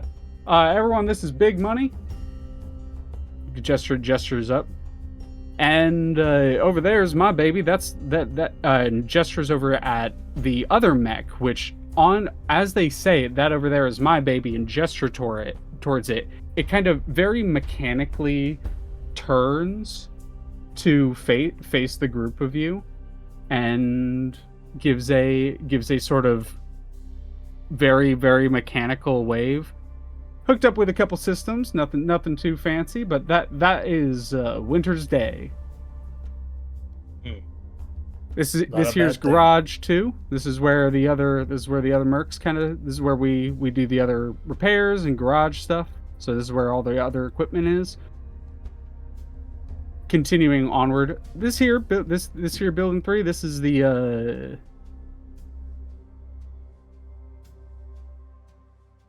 this here, sorry, not building 3, just the 3 on top of them are the height. But moving to the 3rd building past the entrance. This here is the social area. This is where we all kind of brush heads and brush shoulders with the other mercs here. Though I do recommend not really the corpo mercs. They tend to stick to themselves, So interact with them at your own risk, and doesn't go inside, just kind of walks along the outside of this one and then makes their way to the last one, but they don't move further than here. And that one over there, that is the corpo garage. So that's where the off-duty corpo mercenaries are. That's where where their repairs are done. So we're not really allowed in there, but just want to give you a heads up on where that is. Currently, me and Money are off duty. While Mama's on duty, we tend to swap between us. But now that you're here, we can have a bit more on duty at a time. We'll walk you back to your garage. Any questions? When does duty shift? Ooh, I think kind of flicks through the data pad again. Looks like we're set to about halfway through shift, so there's going to be about 4 hours. Then there'll be a shift. Whoever's willing to take it will be. I'll talk to Mama about getting the schedule set up. We'll take care of the Money, and I will take care of the next shift. So y'all have about 12 hours before you're on shift. Mama will hook you up with the schedule or anything you might need. Any questions for me? No, I think we're okay. But actually, one question. So we have rain over here up into the common area up above there. Points towards what the 3rd building was. Sorry, what was the question? We have the ability to go to the common building up over there, Where you said Oh, people yep. rest their lives. That's where the mess is. That's where anything. That's where the general social area is. The rec room. That's where the beds are. And we can also go to our hangar as well. Yep. There should be some cots in the hangar if you're the kind who likes to sleep by your mech. Alrighty. That should about do it. For me, anyway. If anyone else has a question, well, that's on them. Red doesn't have a question, but he's been keeping an eye out to the different different facilities as they are being given the tour. Would you allow a spot check? I was going to say, see... can you roll a spot? Yeah. Thank you. Will do. So see, already there we are. Spot check. That's a 12. So that is a 12. What are you looking out for specifically here? We know this is an area of interest. If I'm trying to look if there is any hangar that seems to be either more guarded or out of the way of everything else. So the Corpo hangar, absolutely, it's a more sturdy building. It doesn't have the same amount of light leaking out of it. It doesn't have windows on it, so you can't see inside. Whereas the other ones at least have like roof windows. This one doesn't. Mm-hmm. Furthermore, the lights on the side very clearly look like alarms of some kind. Mm-hmm. This building seems significantly more secure than the others. This one seems these two seem very similar to each other as far as like quality. This is probably the more recently made garage that they kind of mentioned, and this was the old one, and y'all are stuck in the old one. Needle. Other than that, you have mess hall here, shuttle arrival building, basically the intake building, the landing pad, and then whatever the main facility is. Righty, thank you.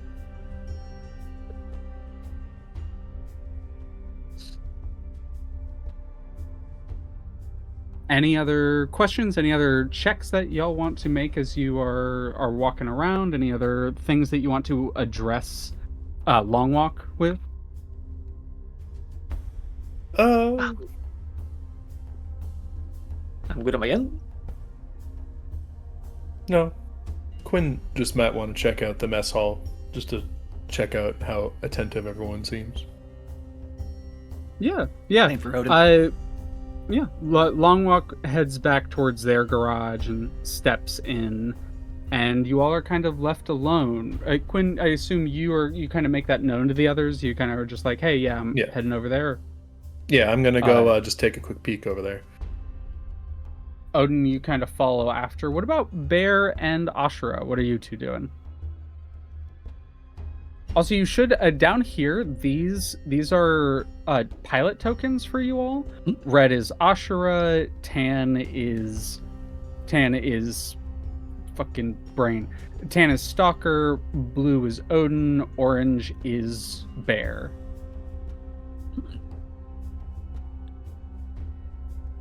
So you should be able to move them around and figure out where y'all are headed to. Yeah. Let's see. So we know our shift starts in 12 hours. And we know the next shift changes in 4 hours from what we've gotten. Correct, yes. Your shift's in 12, next shift changes in 4. So you got about four more hours of Mama on shift, and then 8 hours of long walk and Big Money's shift.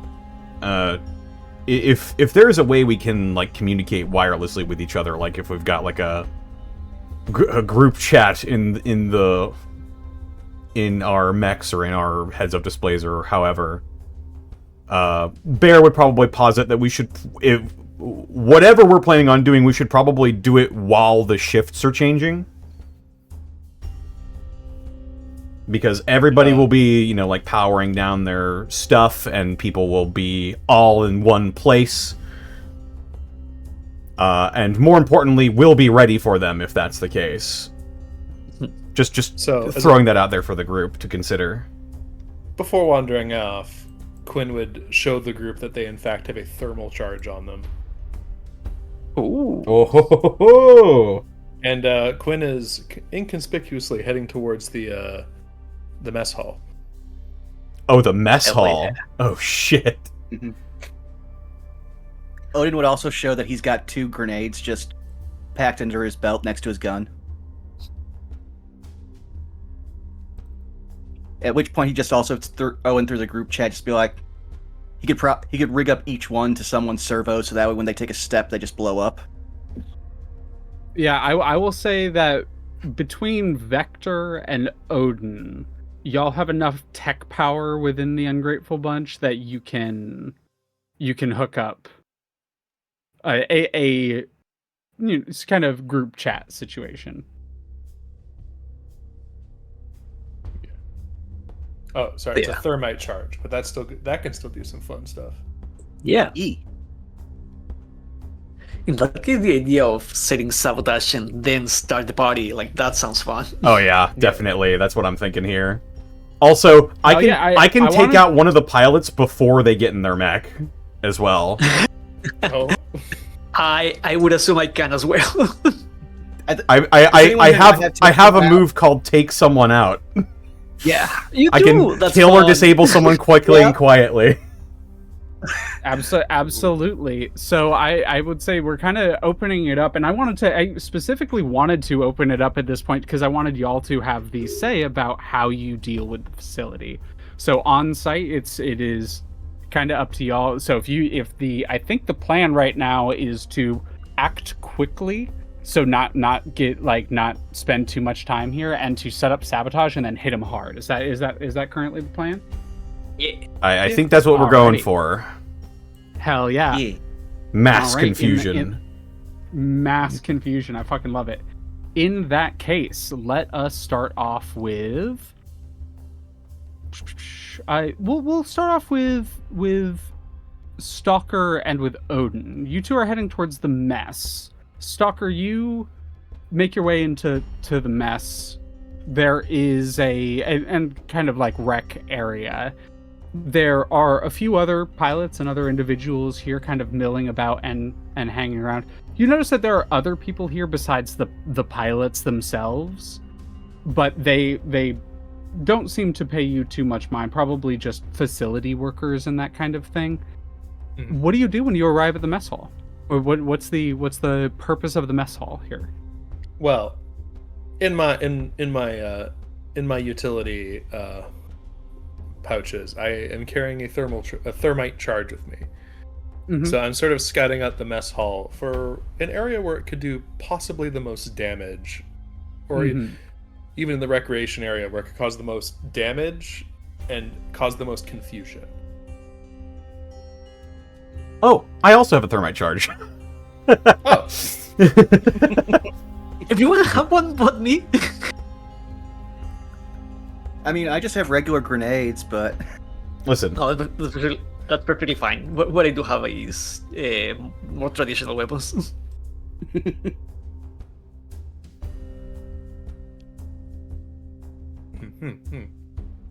Sorry, fighting a splitting headache at the moment. it's all good. it's all good.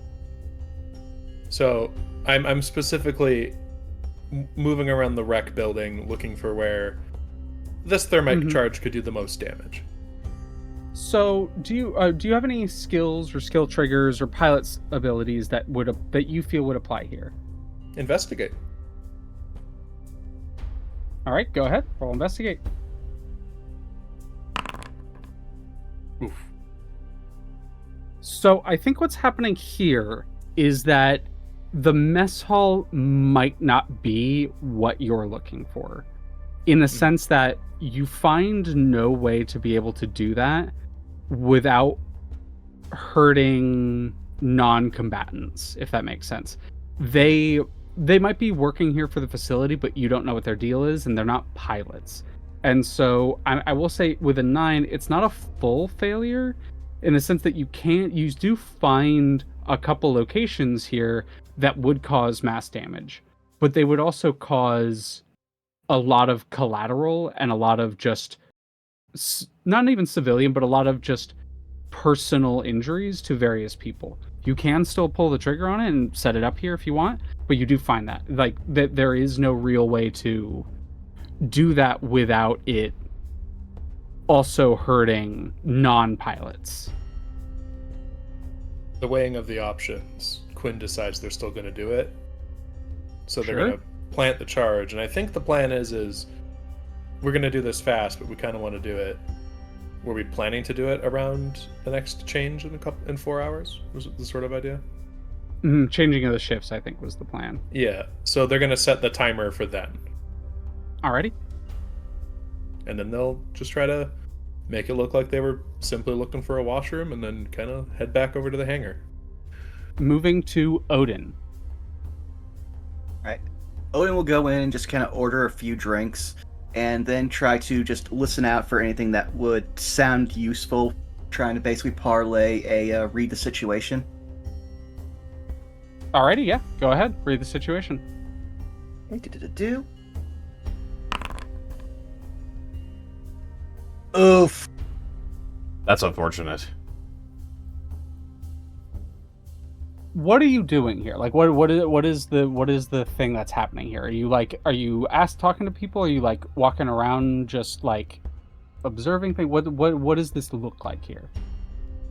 He was basically going to, get some drinks, try to listen to any like basic bar chatter, maybe move around, pretend to like check a jukebox, just see if he hears any things like someone's about to come in off shift or someone's about to go prepare for shift change, but sounds like he didn't really get much out of that. Yeah, you kind of as you are milling about, as you're kind of listening in, as you're trying to figure things out, you hear a "Oh, hey!" and you look around, and Long Walk is actually making their way towards you as they kind of catch you on the same way to the mess. Hey, you heading to the mess? I'll walk with you. And you don't really... I think the thing that happens here is that you get stuck with this person who you have no real reason to not be like friendly towards at the moment and not like interact with. So they're like, oh yeah, let's like grab some food and that kind of thing. That they are genuinely trying to be like accommodating towards you, and so how would you respond to that? Odin would just kind of like, he'd probably curse in his head to his like NHPs, but on the outside just be like, go with it, and just not wine and dine, but just kind of like be like, okay, you want to drink some? Just trade basic like war stories and intel, and just wait and see if an opportunity like persists. Maybe see if he could try to sweet talk Long Walk into possibly showing him his mech.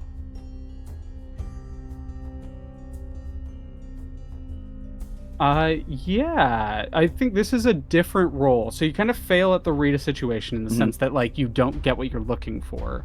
But do you have any triggers that you feel would apply here? No, I don't have charm. You don't have charm or anything that would make sense here specifically? Nope. Like, the best I could parlay is try to take him out, but I think I don't think I'm going to have a good chance for that. You could either try to take them out, or you could also try to threaten them. But in this case, I will say just roll a flat d20 because you're trying to charm, but you just don't have a trigger for it. So just roll a d20. All right. Yeah. Oh. They are definitely the two of you get kind of talking in a techie sense, and they are excited to show you their systems. You find out that they are also ex-Harrison Armory and have like a lot of Harrison tech still built in, and as the two of you kind of talk about that, they are more than happy to show you their mech. And after a short lunch, they bring you back towards the MSMC or their hangar and walk you up towards Winter's Day. I'm going to... So what I'm going to give you the I'm going to give you the stats for them. Okie dokie. Let me configure ownership. All players, observer, save changes. You should be able to double click on Winter's Day, but you should also be able to find their stats under chassis active nuclear site. Okay.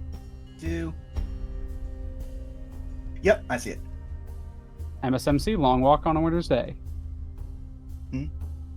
Oh.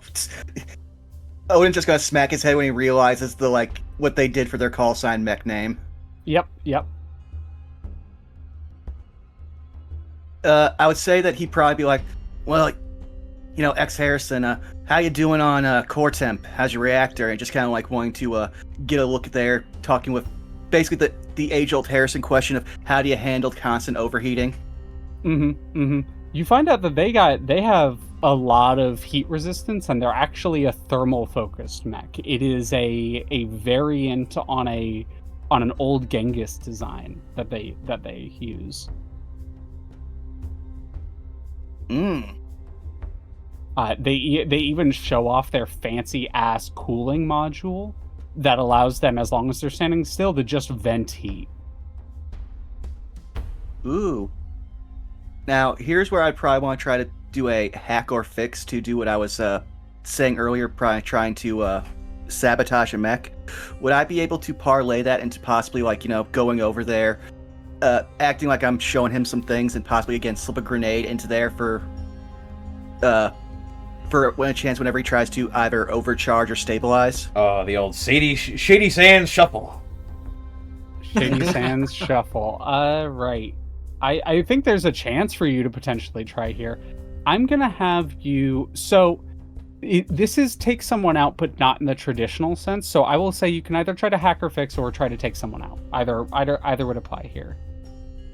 All right. I will stick with hack or fix. They're both the same. Here we go. Not bad.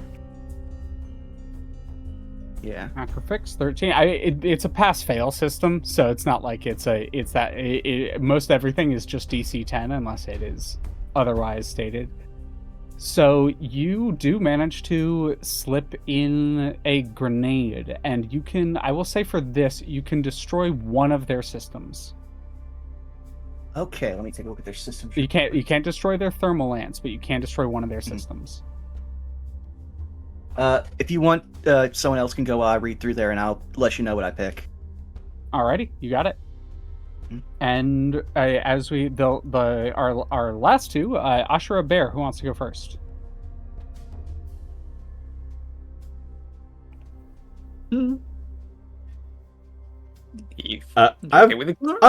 Go for it if you've got something in mind. I've got something in mind as well, but it's a bit extreme, as per usual. then let's give you for last. Tokens. You said mine's the red one. This one. Yes. I don't seem to be able to move it. What? Wait, what? It literally says it's owned by you. What? I am trying to. No, I understand that. No. I am a dumbass. I was on the ruler. Now we're good. Oh, there you go. Okay. I was like, yeah. It says it's owned by you. There's nothing I could do. It's my fault. I was being the dumbass. So, given that people are mixing around with the different mercs, Asura not really want to talk much. What I'm going to do is get out of sight and activate something that I have on my person, which is active camo. Hell yeah. Yeah. That is just, it just functions. You are able to stay quiet and move about the facility as you wish. So, unfastening from his waist the piece of cloth of red cloth that usually is kind of like an open skirt. Now he's wrapping around his body and like blinking alive and making him disappear from sight. As he is going to be moving from the sides and try to get closer to the main corpo hangar and see if there is any guards in the way. All right, roll me. Do you have any skill triggers that you feel would apply here? Oh, I do. Roll. What do you have?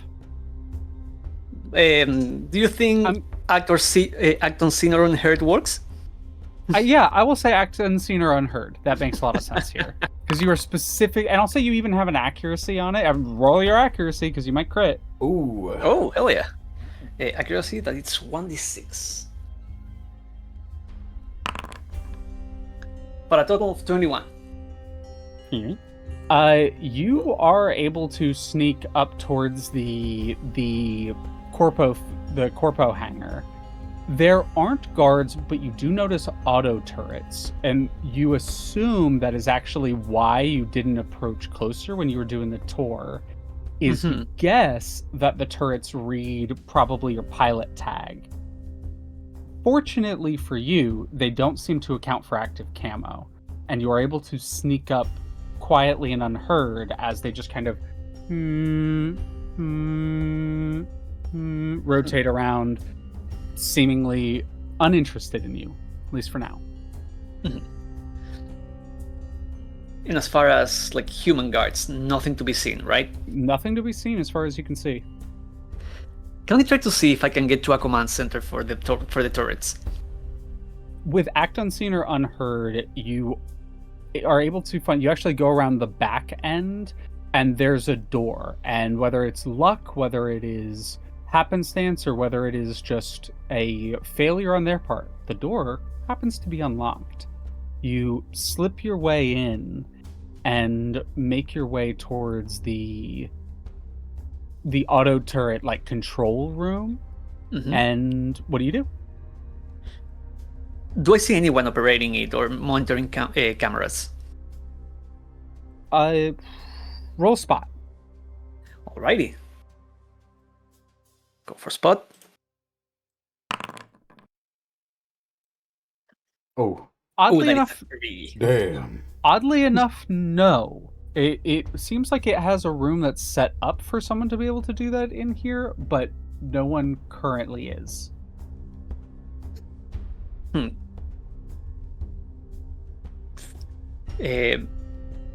into comms, Asura is letting everyone know that he's made his way to the security system of the corpo hangar. How long till the party starts?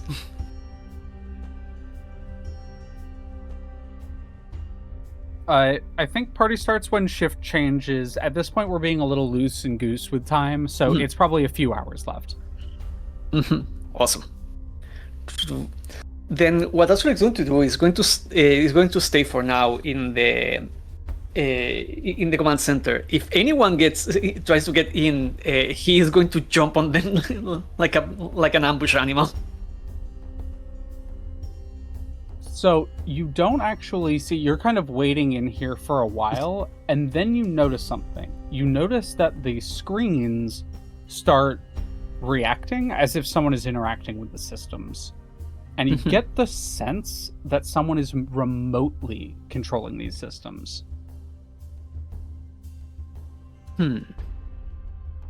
Like, this is a physical location where someone can be, but you get the sense that there's probably a techie somewhere, and that they're controlling it remotely. I am not a techie myself, so how can I ascertain if the physical systems I'm in front of are key to the main guns, or if they can remove this console, be operated completely remotely? I think without being a techie, you can tell that because they're remoting the systems, that these systems are necessary. This room is necessary. Someone is just operating it and doesn't have to physically be here in this room to do it.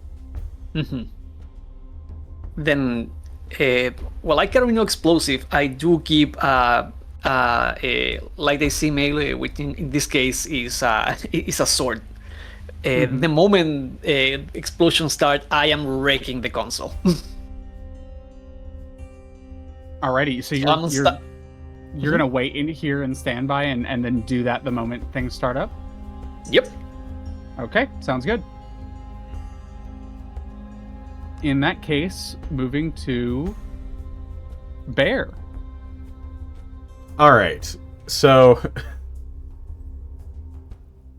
it seems like the pilot of the Winter's Day is being taken care of. So I think Bear will track down the opposite one, the pilot of Big Money. Big Money, the pilot of the of In the Bank. Oh, I see. Is that you find out what their thing is, or what their next name is. How do you go about looking for them? The last time you saw them, they were just hanging out in their mech outside the hangar. Do you like walk up and just like talk to them that way, or you know what? I'll bring the rest of that bottle of bourbon I had earlier, the Jack Daniels, Mm-hmm. and I'll have a couple glasses. The top kind of open, and you see the kind of walrus stashed individual pop out of the cockpit. Well, hey there. You got some food for me? Or some drink for me? Hey, liquid food. Some parts of the universe. Figure we've got time before shift starts. Oh, I've got it. You know, I'm up next on shift. I don't know if I can really drink too much right now. Come on. Working with a little buzz is great. Roll me show off.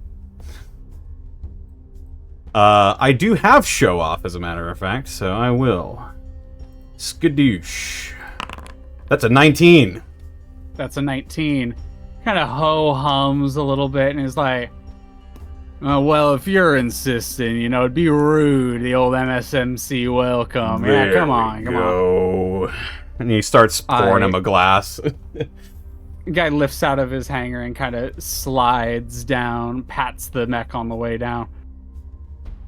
Well, what brought you here? You're a new face? Curious about your frame. Oh yeah, pats it a little bit. This here's the bank, or in the bank. Call them both sometimes. Here's my baby, keeps me alive. What system she packing? I'll be honest with you. I tend not to focus too hard on the offensive systems. I let Winter's Day take care of that. I just keep them alive. So I got a lot of shield systems, defense systems. I got a light laser on here though. Mm-hmm. And what you rocking? He'll like sort of pour himself his own glass, and he'll take a slug of the bourbon himself a little bit. Repurposed an old drilling frame from a mining operation decades ago. Slapped some Vlad parts on it. Kind of nods. I pay a send work. That sounds good. Got a big industrial drill. Hell yeah. That combat drill's chewed through tons of frames. I imagine it'd be real useful for any union dogs that show up here to mess up the business. No doubt about it. You know, it's nice to have someone on the defensive to back you up, and you can just turn your brain off and go in there and start mucking it up. You know, I imagine it is. I'm not much of an offensive person. I'm doing this for the money, you know. I just want to stay alive. And he'll like start sort of walking up the steps towards the cockpit, I'm assuming, and he'll just look inside. Mm-hmm. He'll point at something random. What's that? Kind of does the like bend down, lean over, look in. Oh, that there, that's a. I assume that's the second he turns around, Bear will flip the bottle of Jack Daniels around in his grip, and he will crack him over the skull and try to fucking kill him. Yeah, you crack him over the head with the crack Samuels and hell yeah, Samuel. Crack Samuels. Take some out. I'm gonna roll take someone out. That's a 16. It's a 16. Hell yeah. I think you smash it over the head. They kind of reel. Yeah, but as he stumbles into the cockpit of his mech, Bear will hit the cockpit door shut, and he will walk in with him, and sounds will erupt from the cockpit and nothing else. Oh my. Little drip under the door. Yeah, a little drip under the door. I think from where the head of the mech is, just like a red bit of liquid comes out of one of the eye readers. And when the cockpit opens again, Bear's just walking down, drinking directly from the bottle, and he'll hit the button and close the cockpit door on his way out as well. As one of the mercenaries is already taken out.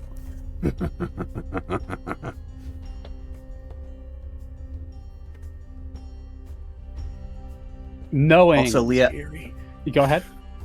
I was going to say I chose, for the sake of the sabotage, I chose his actual cooling system. Yep. Yeah, I kind of figured you would. Yeah. You mean the main gimmick? Get rid of his cooling module. Absolutely. You know, their only weapon just hits them with heat 4.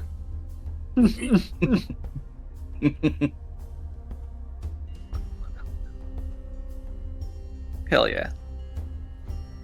As time ticks closer, knowing you only have a limited amount of time now before someone finds the taken out mercenary, time ticks down. You waiting in the security room of the Corpo hangar, the rest of you sidling back to your hangar and your mechs and preparing. I would say all of you have a last chance. Don't forget to hit your full repair prior to this. And on your mech, and then I once for the last time for this, open it up. Are there any last little preparations you want to make? Any last little downtime sabotages you want to make? I mean, since I'm just waiting on the Corpo hangar, can I try to get a look and see what's so big that they are hiding there? Yeah. Roll me another spot. This one with an accuracy, because you've been here for a while. Awesome. Both with one accurate. We get 15. You see what's being stationed here. A massive custom Lancaster model with you see the pilot or the cockpit is currently lit up, and you occasionally see someone moving around in there. This thing is hooked up with sensor systems, and you actually think that there's a lot of kid systems built in here as well. This is a tech boat.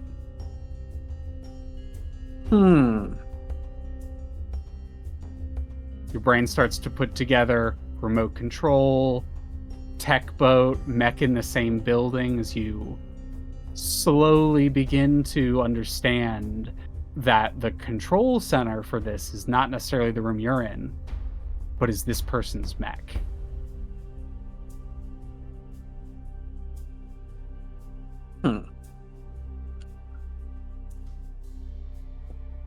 The cockpit is currently closed. It's a big mech. In the sense that it's a huge mech. The cockpit is more like an apartment, right? They probably live in their mech. Fuck it, I'm trying to go in. I'm trying to get you realize okay, I could slash this up and then maybe they'd come out, but you're fuck it, and you make your way down to the mech. I'm gonna have you act unseen or unheard once again. Do I keep the accuracy or not? Not for this one, no. Alrighty. Oh, 24! That's a nat 20! So you go looking around God. on this, and you actually find that on the back there is a human shape, like a human-sized hangar door, which is kind of odd for a mech of this kind. You begin playing with the outside, like using your blade to kind of pry it open, and fortunately for you, it actually gives and it opens into this like back hangar section where you see a bunch of little RPVs set up, like these little like human-sized hard drones. Essentially, they are essentially little fighter robots that you imagine can be deployed from this thing. And fortunately for you, it just allows you a perfect human-shaped ingress into this mech. And walking down this kind of quiet hallway with these lines of robots on either side of you, on the far end of the hallway, there's this door that, with a little bit of light leaking out from underneath, that you imagine leads into the cockpit. What do you do? Rather than active camo, walking through this through the hallway like a ghost, he just makes a beeline straight for the pilot. Make a beeline straight for the pilot. Do you try to cause a noise to bring them out into here, or do you try to enter into the cockpit?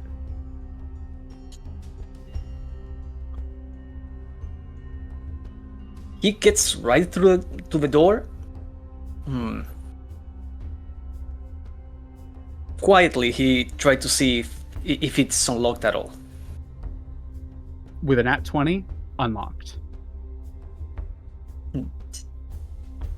Just in a very smooth motion, without even clicking the door open, Jalal Kohara will open it up and walk behind the pilot. You open it up. You walk behind the pilot. The pilot is they are leaned back in a chair. They have a bunch of systems currently operated. They have an IPSN hat on backwards, and they're just tapping away at a computer monitor. Why don't you take someone out? I will.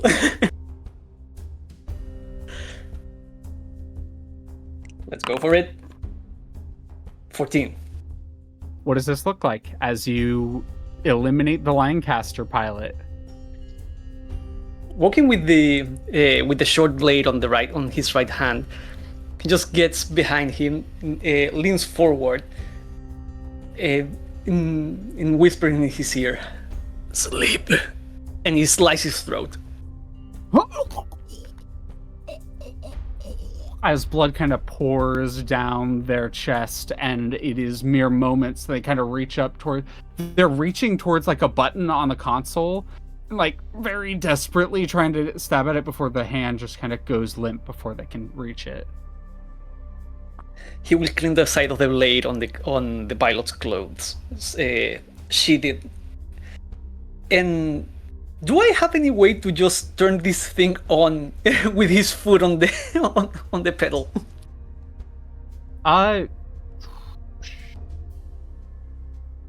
Hold up. There's something I can have you roll for this. Roll I will allow you to roll either an engineering or a systems check. Oh hell yeah! Let's try this. Because it's just flat engineering, flat systems. Engineering and then. Yeah, let's go for an engineering. So more mechanical alteration of it. Got 20. Soft one. You essentially, rather than like going through the systems and operating the mech normally, you essentially open a panel and activate a couple engine systems, which force the mech into a forced march forward. And do you wait to activate it when you think explosions are going to go off, or are you going to just do it now? I'm gonna do it now. You're going to do it now. Assuming I we are will close say- to the time. Assuming we are I'm close gonna to the say time anyway. I would say we're pretty close to the time at this point. So I think it's a series of events that happens. I think we see the first thing as y'all are kind of preparing your mechs, getting ready. There is a crashing sound as a Lancaster goes busting out the front door of the hangar and just begins to march forward. Roll me a d6. 4, 5, 6 are good for you. 1, 2, 3 is just neutral. Alrighty. 6. Damn. It was Rolling fast. was here. It actually goes this direction out and smashes into the wreck building. As it smashes into the wreck building, there's a bunch of screams and yelling, and it just so happens to step on a thermite charge as there's a secondary explosion from that building. As screams are heard, fire begins to lick out of the various windows, and alarms begin to blare. As lights begin flashing all over the place, and I assume you begin rushing back to your mech. Yeah, now I'm running. You notice the other pilots here also running to get to their mechs as well. What pilots are left that is. You sprint downwards. You kind of catch another pilot leaving the wreckage of this, kind of going in the opposite direction, and the two of you almost like make eye contact with each other, and there is, as you see, that pilot is making their way towards the hangar you just left, and you're heading this direction. You can't help but notice their yellow and green trimmed gilded pilot suit with a kind of golden orange visor on it. The colors cause you to pause and look over your shoulder as they're running past you, and you see a symbol of the House of Glass emblazoned on their back.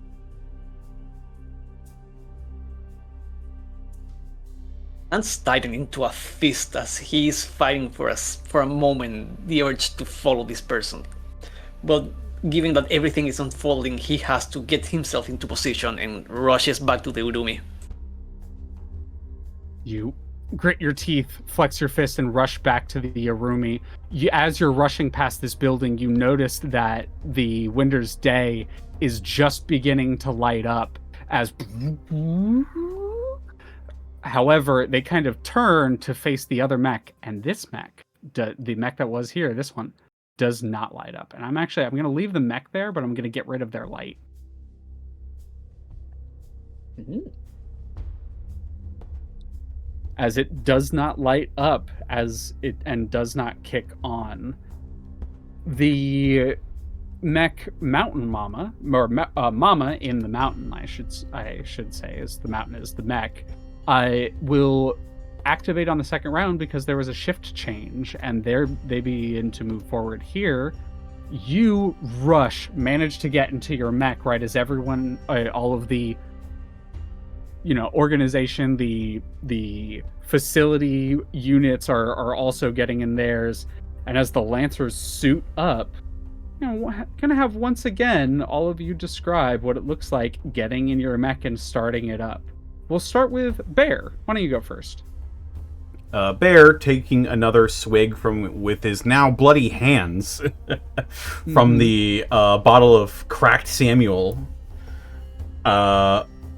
will just sort of trail red footprints with his mag boots up into the cockpit of the Jambuvon, which is, again, very bare bones, very minimalistic, not a lot of decorations, not a lot of personalization, just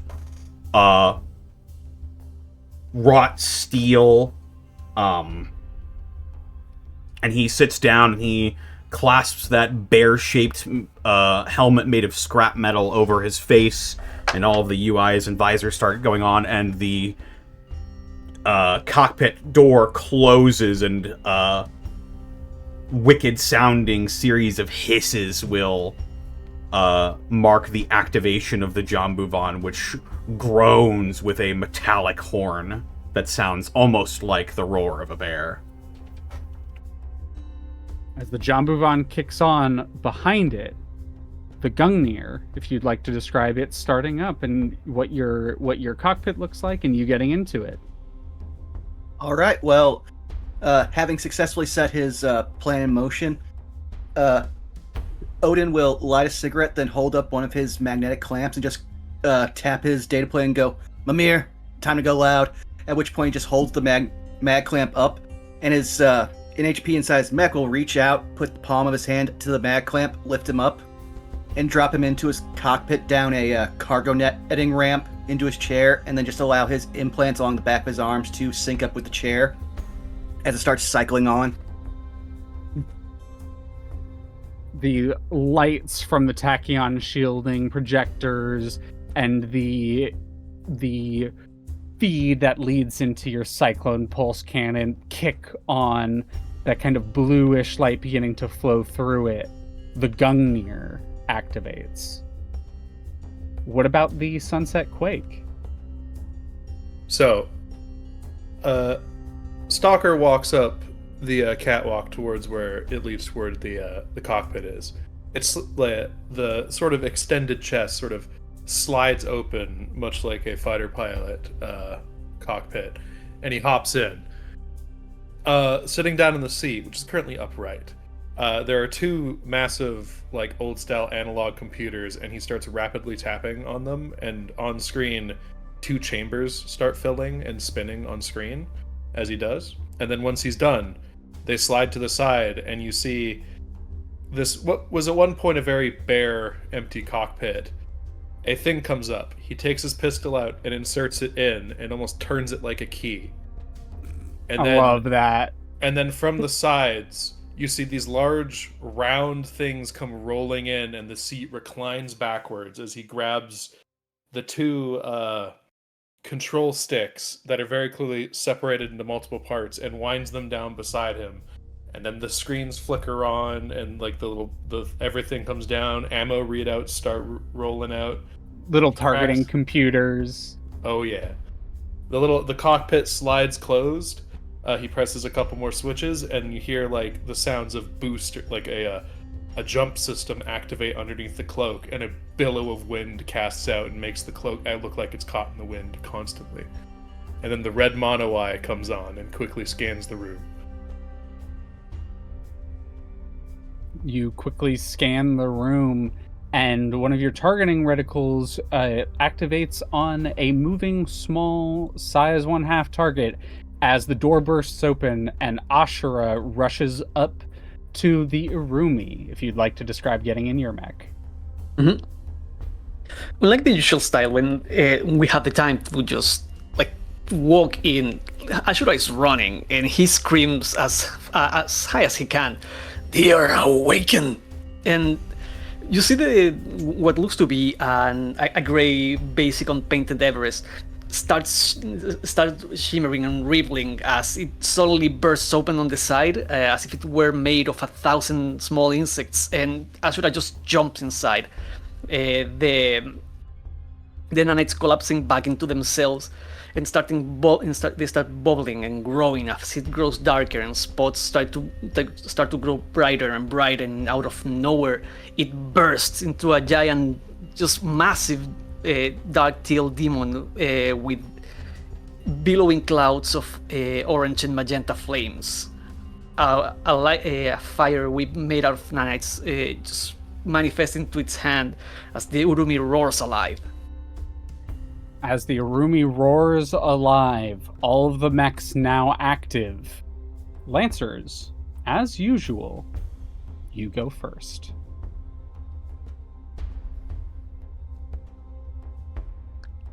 And just a heads up, just to give you all an idea of what the plan is that we're going to do a combat with the Mirror Smoke Company, the what remains of the Mirror Smoke Company, and probably call it there, as we'll have the fight with the corpos in the facility next time. Alrighty. But let's blow up the rest of Mirror Smoke now. It's time to blow this stand. So, who wants to go first? needs to get in position? Let me see here. Where are my victims?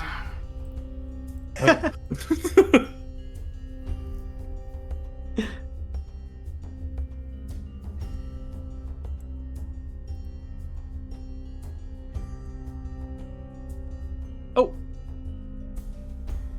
Yeah, full repair. You had a chance to. Yes. oh yeah. We Sorry, I forgot to- repaired before we even made planetfall.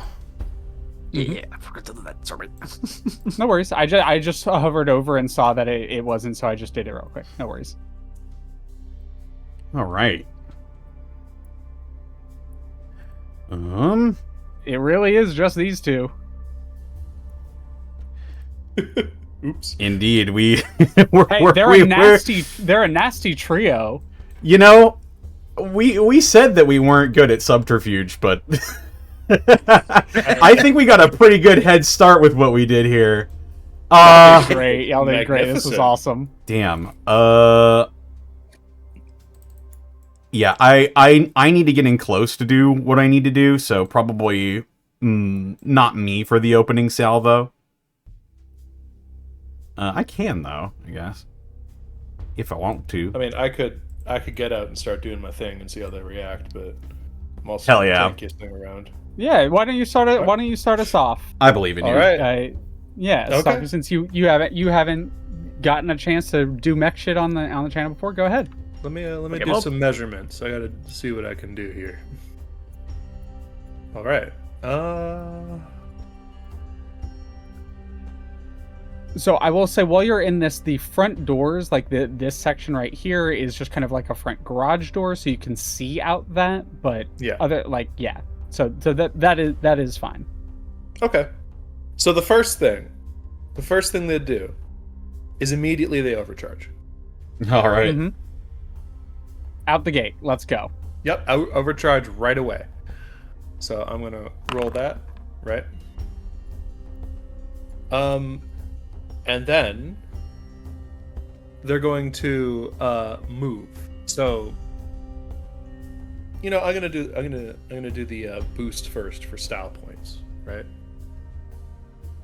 Because I'm gonna boost as my quick action. I'm gonna boost got it. for style points, and you see them lift off up the ground, and cape billowing, the mech moves towards the edge of the hangar here, right? And then it's going to continue moving to about here. Right? Nice. That's what I needed. So flying out there, lands on the ground, and then I'm going to barrage at that mech. You got it. Hell yeah. There's All right. as the booster rockets hit, you slide into place. As the many different 6-shooters roll out. Oh yeah. The cape flies open, and that's when you see there really are massive shoulders, but the mech is quite small underneath. But that's because attached to each shoulder is 3 arms. And each Winter's arm Day. is holding a mech-sized revolver. You see the Winter's Day begin to lift up its thermal lance towards you. Just over intercoms. Sorry, partner. It's just business. And I'm going to target him. You got it. And here come, because I can make 2 with 2 mounts, right? Yep, 2 mounts, all guns, 2 mounts. All right, so here comes. I get nothing particularly special. I get a +1 accuracy on this first one. Is what I get. And then you also, if you barrage or skirmish, you also get to make an attack with your integrated weapon if you have one. No, but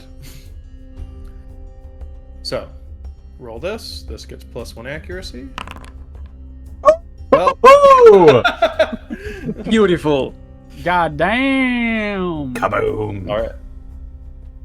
And roll damage. It automatically accounts for the crit stuff, right? Yes, it should, because it'll auto roll them. Yeah. Alrighty. As they take damage, it's a Harrison mech, heavily armored and plated, but All right. a good shot blows off some of the plating. Sorry, I have three more revolvers to shoot. Yep. Wait, All right. there's more. Oh.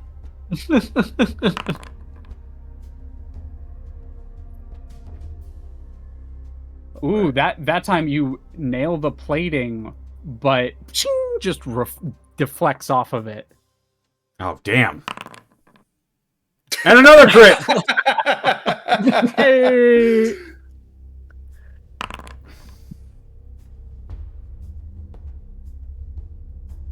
With that one, you aim for the same spot, and that plating that it just bounced off of, you blow a hole in it. Oh my god. Keep it going, keep it going. Nothing. Just don't miss. Once again, unfortunately, you ching off of another God. plate as the mech is ting ting ting taking, but it is absolutely a front striker mech. It is sturdily built and it has a lot of armor protection. Turn.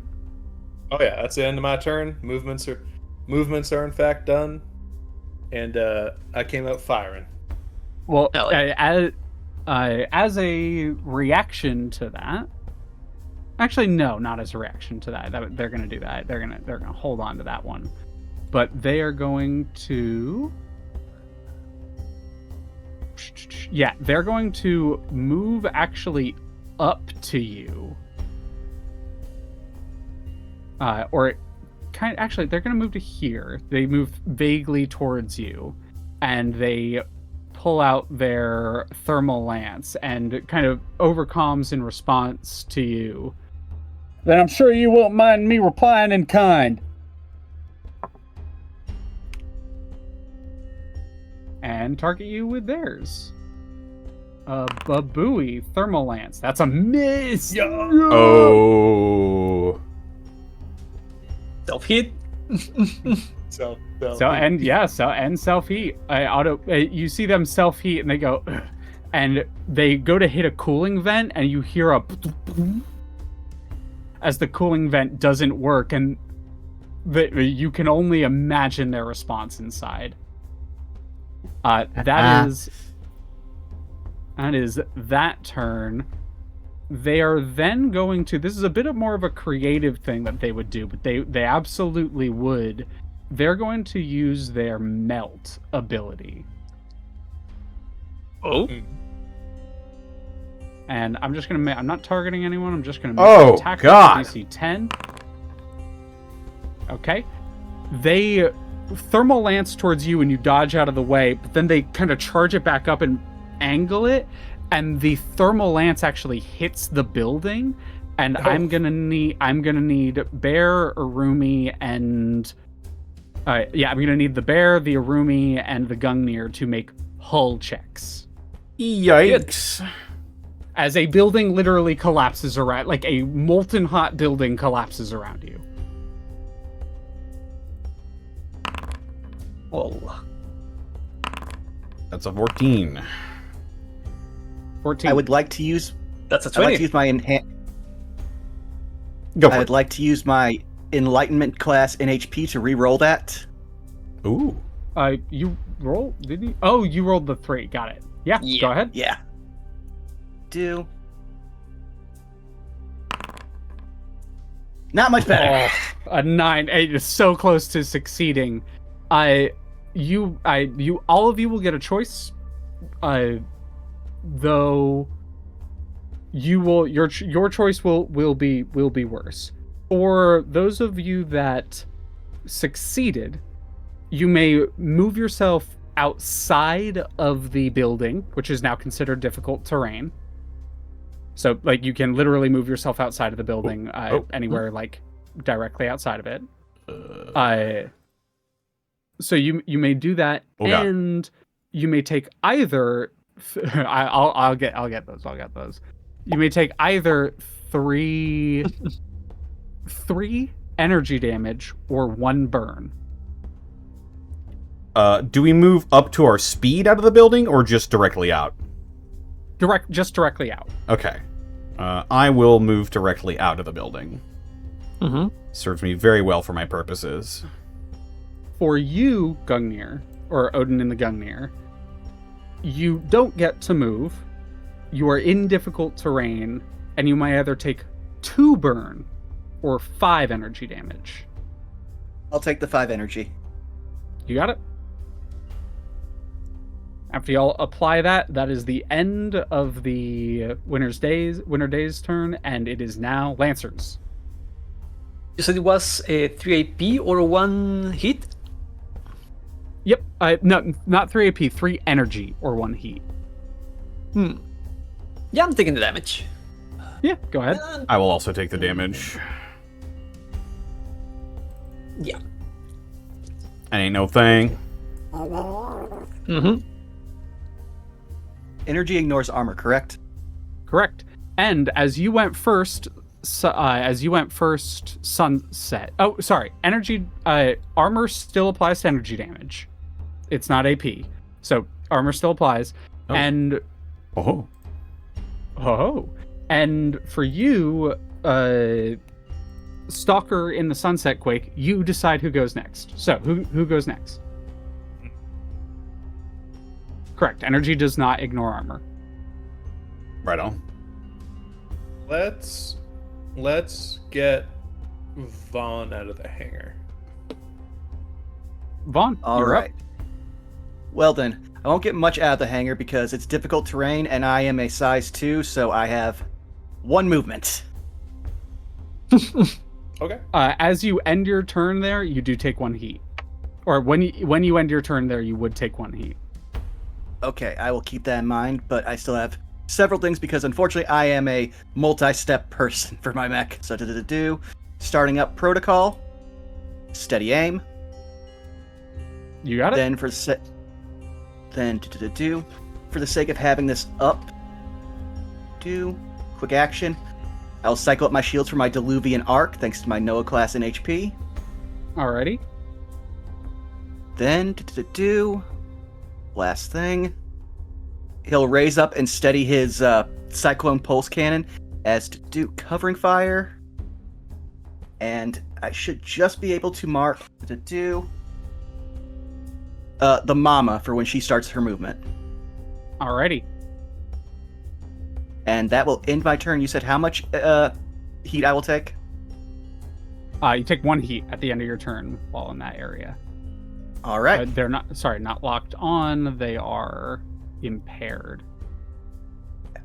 Go. And that will end my turn. All right.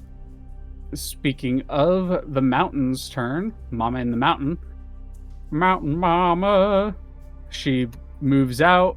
She's going to boost for 3 to get in front of the other one. And is... That would trigger my reaction. Yeah, that would trigger your reaction as they're moving up.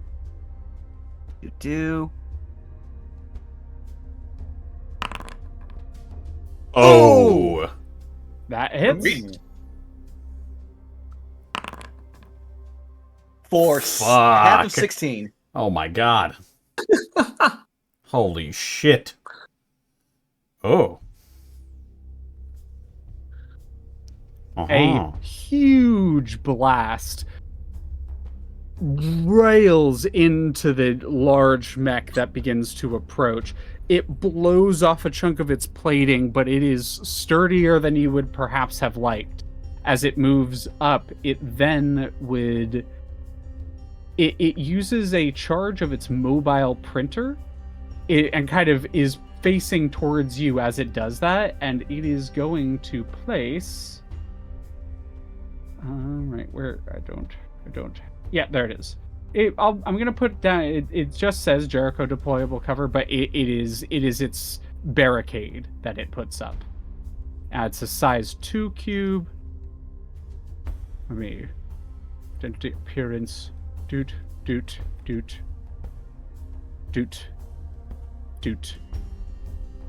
As places down a protective barrier. Oh my god, it's not... There we go. In between you and anything firing through the barrier or at the two of them has... They count as having hard cover. And that is their turn, as they would have had to boost to move to that position. So, Vaughn, who's going next?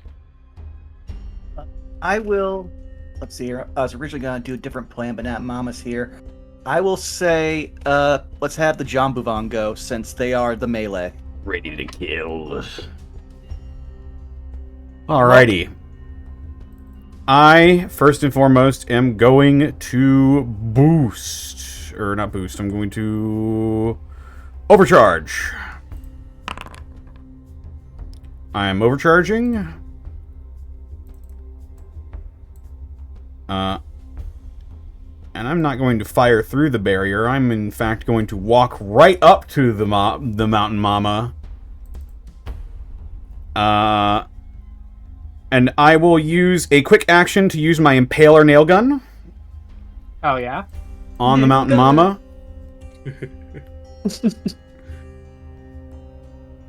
And because I'm using a CQB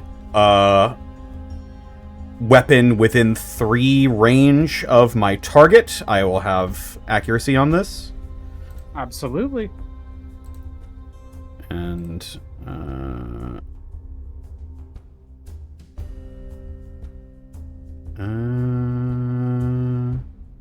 yes, I believe that's all my bonuses right now. Skadoosh. That's a crit. Jesus fucking Christ. Hot damn. It's your crit like crazy. MSMC stood no chance. Crit City. Alright, I will roll damage. Crit City population, you, bro. Crit City, bitch. That's going to be 6 damage to the Mountain Mama. Also, they need to make a hull test. Oh, actually, let me undo that damage, and then they do resist that. Very well. As they have there, and I think when something like that applies, I like to post so that you all know they have their shock plating gives them the resistance to kinetic damage. Very well. But nonetheless, they have to make a hull save, you said? Correct. Ready? And that's a 7, so that's a failure. All right, they are immobilized and shredded. Shredded? Oh, shredded hurts them so bad. And here's the chaser. Now I'm going to activate my combat drill. So, move, boost to fire the quick action skirmish. Now, now I'm using a full action. Full barrage action. Go for it. And this will have several bonuses. Yep. Because I shot with a ranged weapon, and I'm now hitting with a melee weapon, this is going to have a further +1. Because they are immobilized, I get another +1. Stack the accuracy. Also, I have soft cover right now, because I'm engaged with them. So this is going to be, like, I think, like a combination +3, everything considered. Oh, I closed my damn sheet. Yeah, I think it's 3 accuracy. Closed my damn sheet. I'll tell you what. Oh, I accidentally rolled damage first. All right. This is accurate. Plus another 1, and I believe it's handshake etiquette. Oh no, handshake etiquette only applies to the CQB, so... Yeah. Alright, so this is just the 2. Just Regardless, the 2. Let's see if you can hit evasion 7. I do. That is double its armor. That's double its evasion. Alright. Oh my god, I forget the combat trills are... roll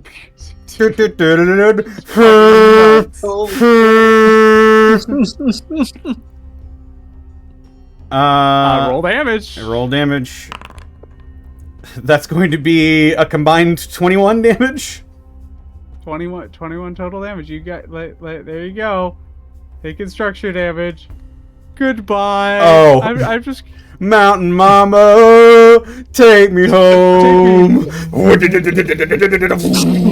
So I think what this looks like on their end is you raise the combat drill and they raise their like matter materializer, and the two of you go to punch at each other, and they're trying to basically construct this like hard light barrier, just, and we see from their perspective this barrier getting like raised up in front of the group, protecting the person behind, and then a crack appears in the barrier, and then another crack, and then the drill breaks through, and then what does it look like? And it just keeps going. The drill pierces even further, moving into the cockpit of the Mountain Mama, and something vital, the pilot within, obviously gives.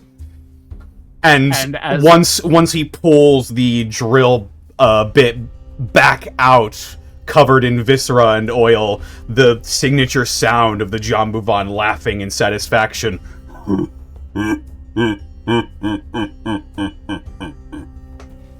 As the Mountain Mama collapses to the ground, eviscerated, its lights now fading.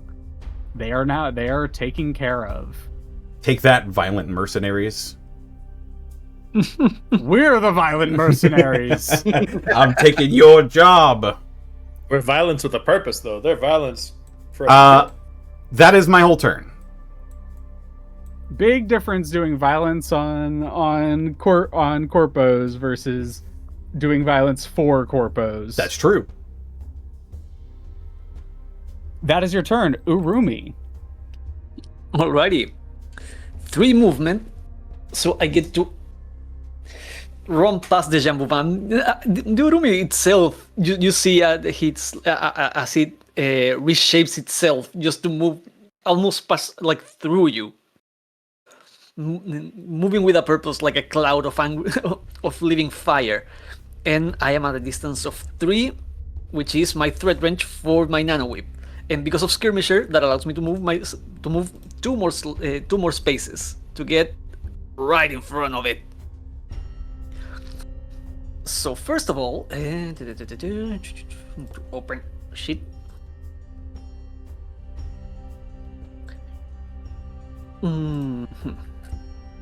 Fuck it, it's just good to be a barrage of hits. Let's open up with Nanobot Whip. Yeah, absolutely. I'm just gonna move for the sake of visuals. It has accurate because I had the... What's the name of this thing? Wow, a miss with accurate. Yeah, a miss with that accurate. That is unfortunate. And that's on its. Oh my god, that's a miss by 1 too, because it's smart. It's going after E defense. Damn. Yeah, that is unfortunately a miss. Overcharging. Fucking do it again. I'll fucking do it again.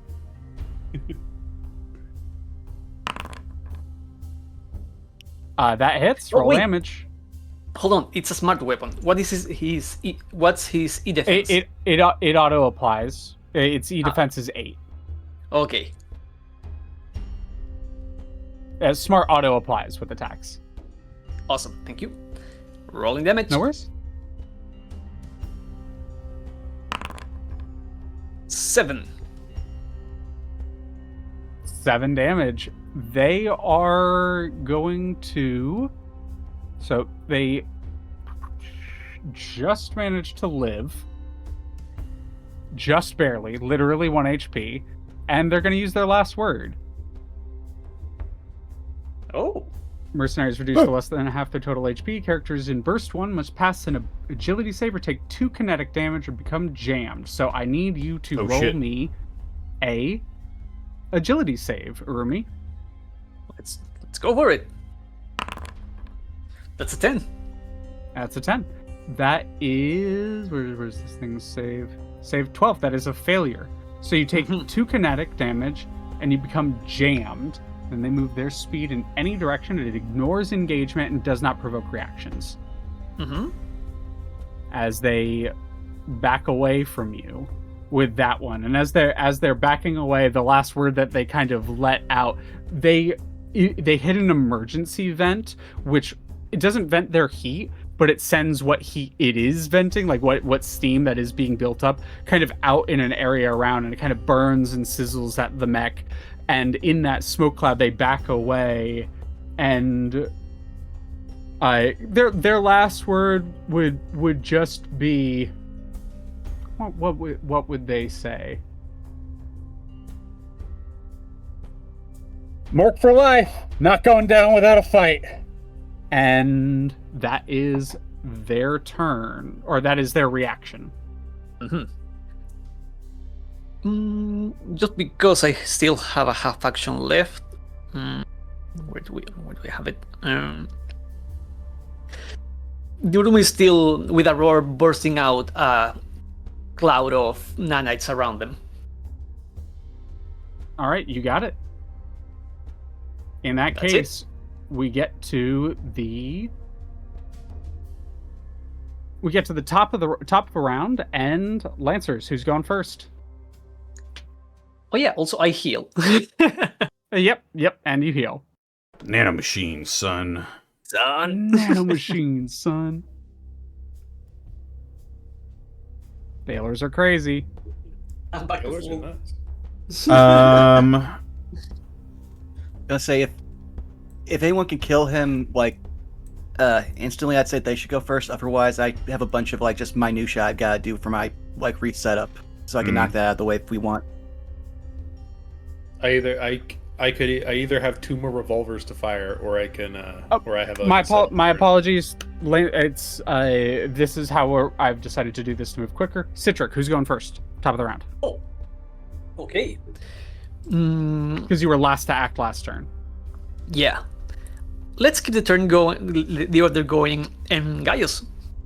Okay. All right. Can I kill him? This is the real question. Need to kill. Can I kill him? You know what?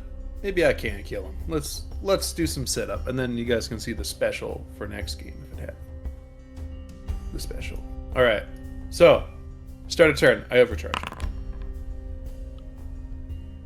Okay. Just roll low. I just rolled low. That's fine. It's fine. Don't worry about it. All right. I then am going to use. I'm going to move. So I can. Let's see. I'm just going to move closer, and now he's within 3. He's in my range. So I'm going to see if I can finish him off using both opening argument and handshake etiquette. You know. Mm-hmm. I also forgot to. I hit all 4. I should have a gunslinger die out. You should. Yeah. But let's see. So it would be.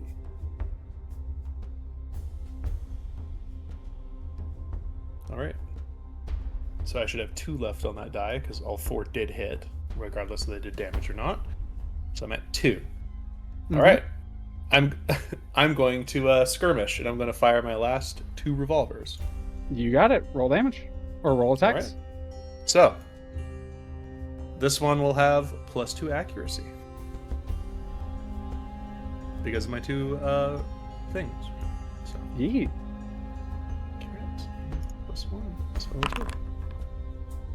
Damn. All right. As they're backing away, it just kind of through the building behind them. The steam from their broken vents just providing them just enough cover to avoid the shot. Okay. Well, I still have one more shot. You know.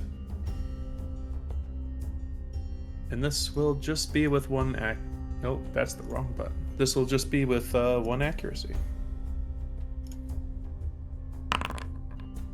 Well, as you aim at them, you have the option here. They will say, "Wait just 1 second." Do you wait? no. Okay. Kill. No, I don't think I will.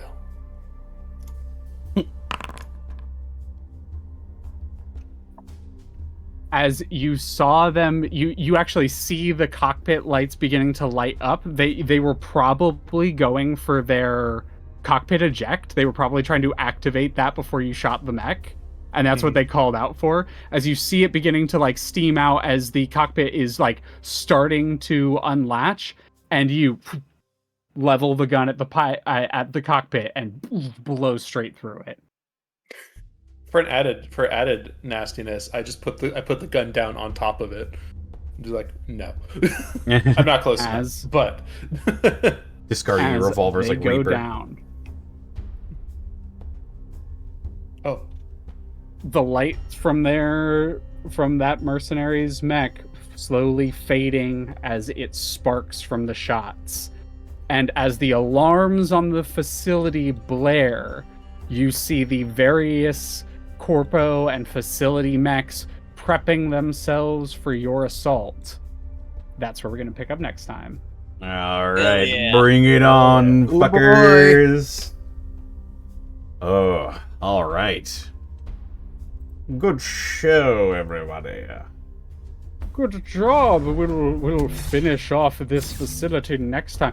Y'all taking out 2 of the like big defense mechs before the fight even starts. Crazy good for y'all. We're not very good at subterfuge. Subterfuge maxes the entire thing. Big money. I say money in the bank. My pilot isn't. Big Money in the Bank and Long Walk on a Winter's Day, I specifically built together to work together. They are nasty in a pair when they get to work together. And they just got bodied. And it was great to watch. Good job, y'all. Hell yeah.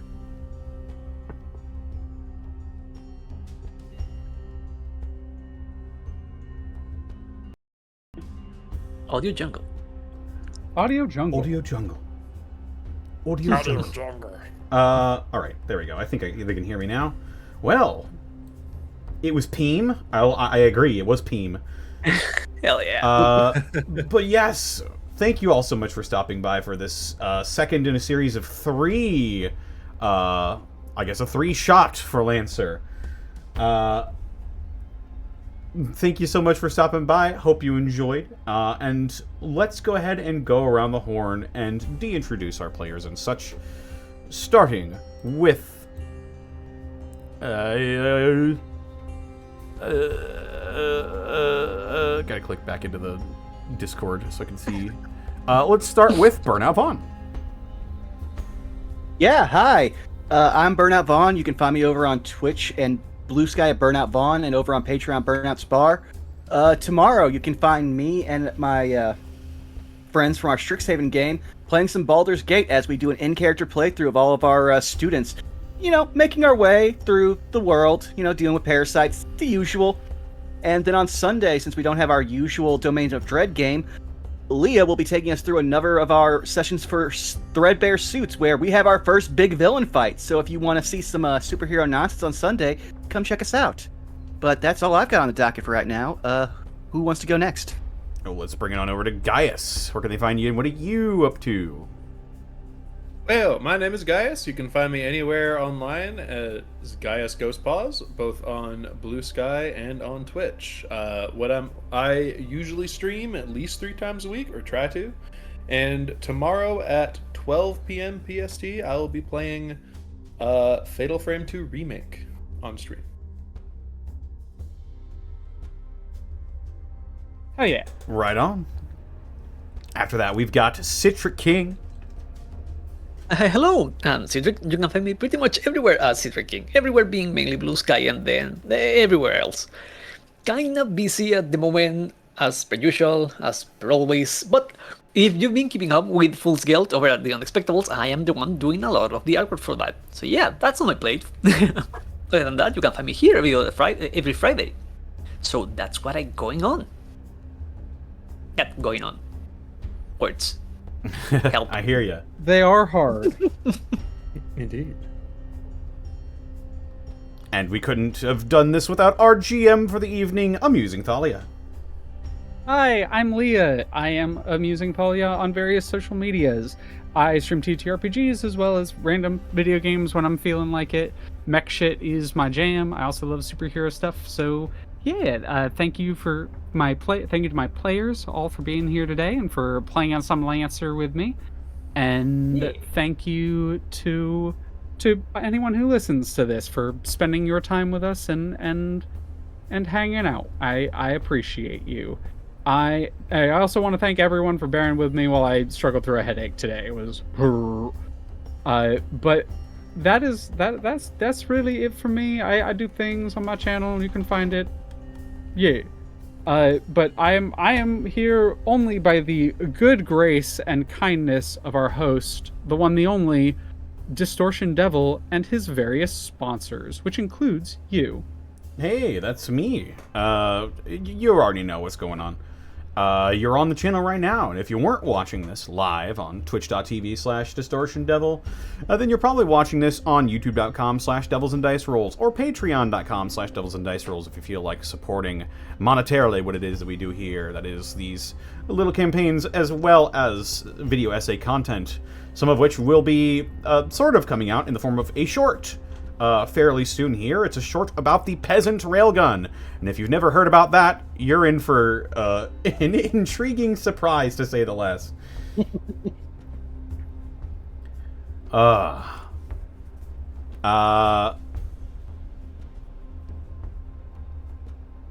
But yes, that's going to be about it for me. We're going to be starting up another stream pretty soon after this one. Going to be playing some Peak for Among Us. Oh, hell yeah. That's right. I love Peak. Peak is Peak very game. cool. New map is up. But yes, thank you all so much for stopping by, everybody. This episode of The Ungrateful Bunch is brought to you in part by Beard Sorcery. Beard. That's right, Beard Sorcery. It's been my go-to place to pick up my beard care products. If you are in the market for a fantasy-themed beard hygiene company, then look no further than Beard Sorcery. I've been using their products for a good long while, and I've had no complaints. My beard smells great. It's very soft. And most importantly to me, the skin underneath my beard is hydrated and not itchy. And if that sounds like something that you could use for you and your face, then head on over to beardsorcery.com. Use code DistortionDevil, and you can save 10% when you shop online. As well, you can save that much with that very same code when you go to Bones Coffee Company. Bones Coffee Company has a wide variety of delicious flavors of coffee from different parts of the world in different formats as well, be it K-Cups, pre-ground, whole beans. They've even got canned cold brew. And if you or the coffee lover in your life sounds interested in that, head on over to bonescoffee.com. Use code DistortionDevil. You can save 10% when you shop online. And we also couldn't do this week in, week out without bits and subs from viewers like you.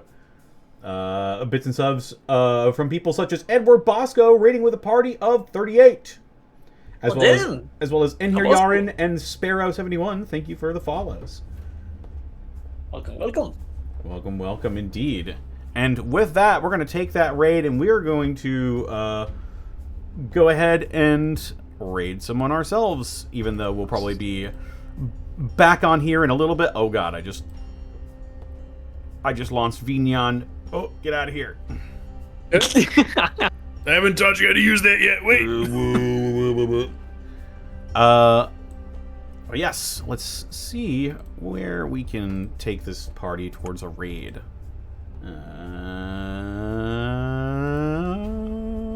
See Skelly, I see Farting Tart.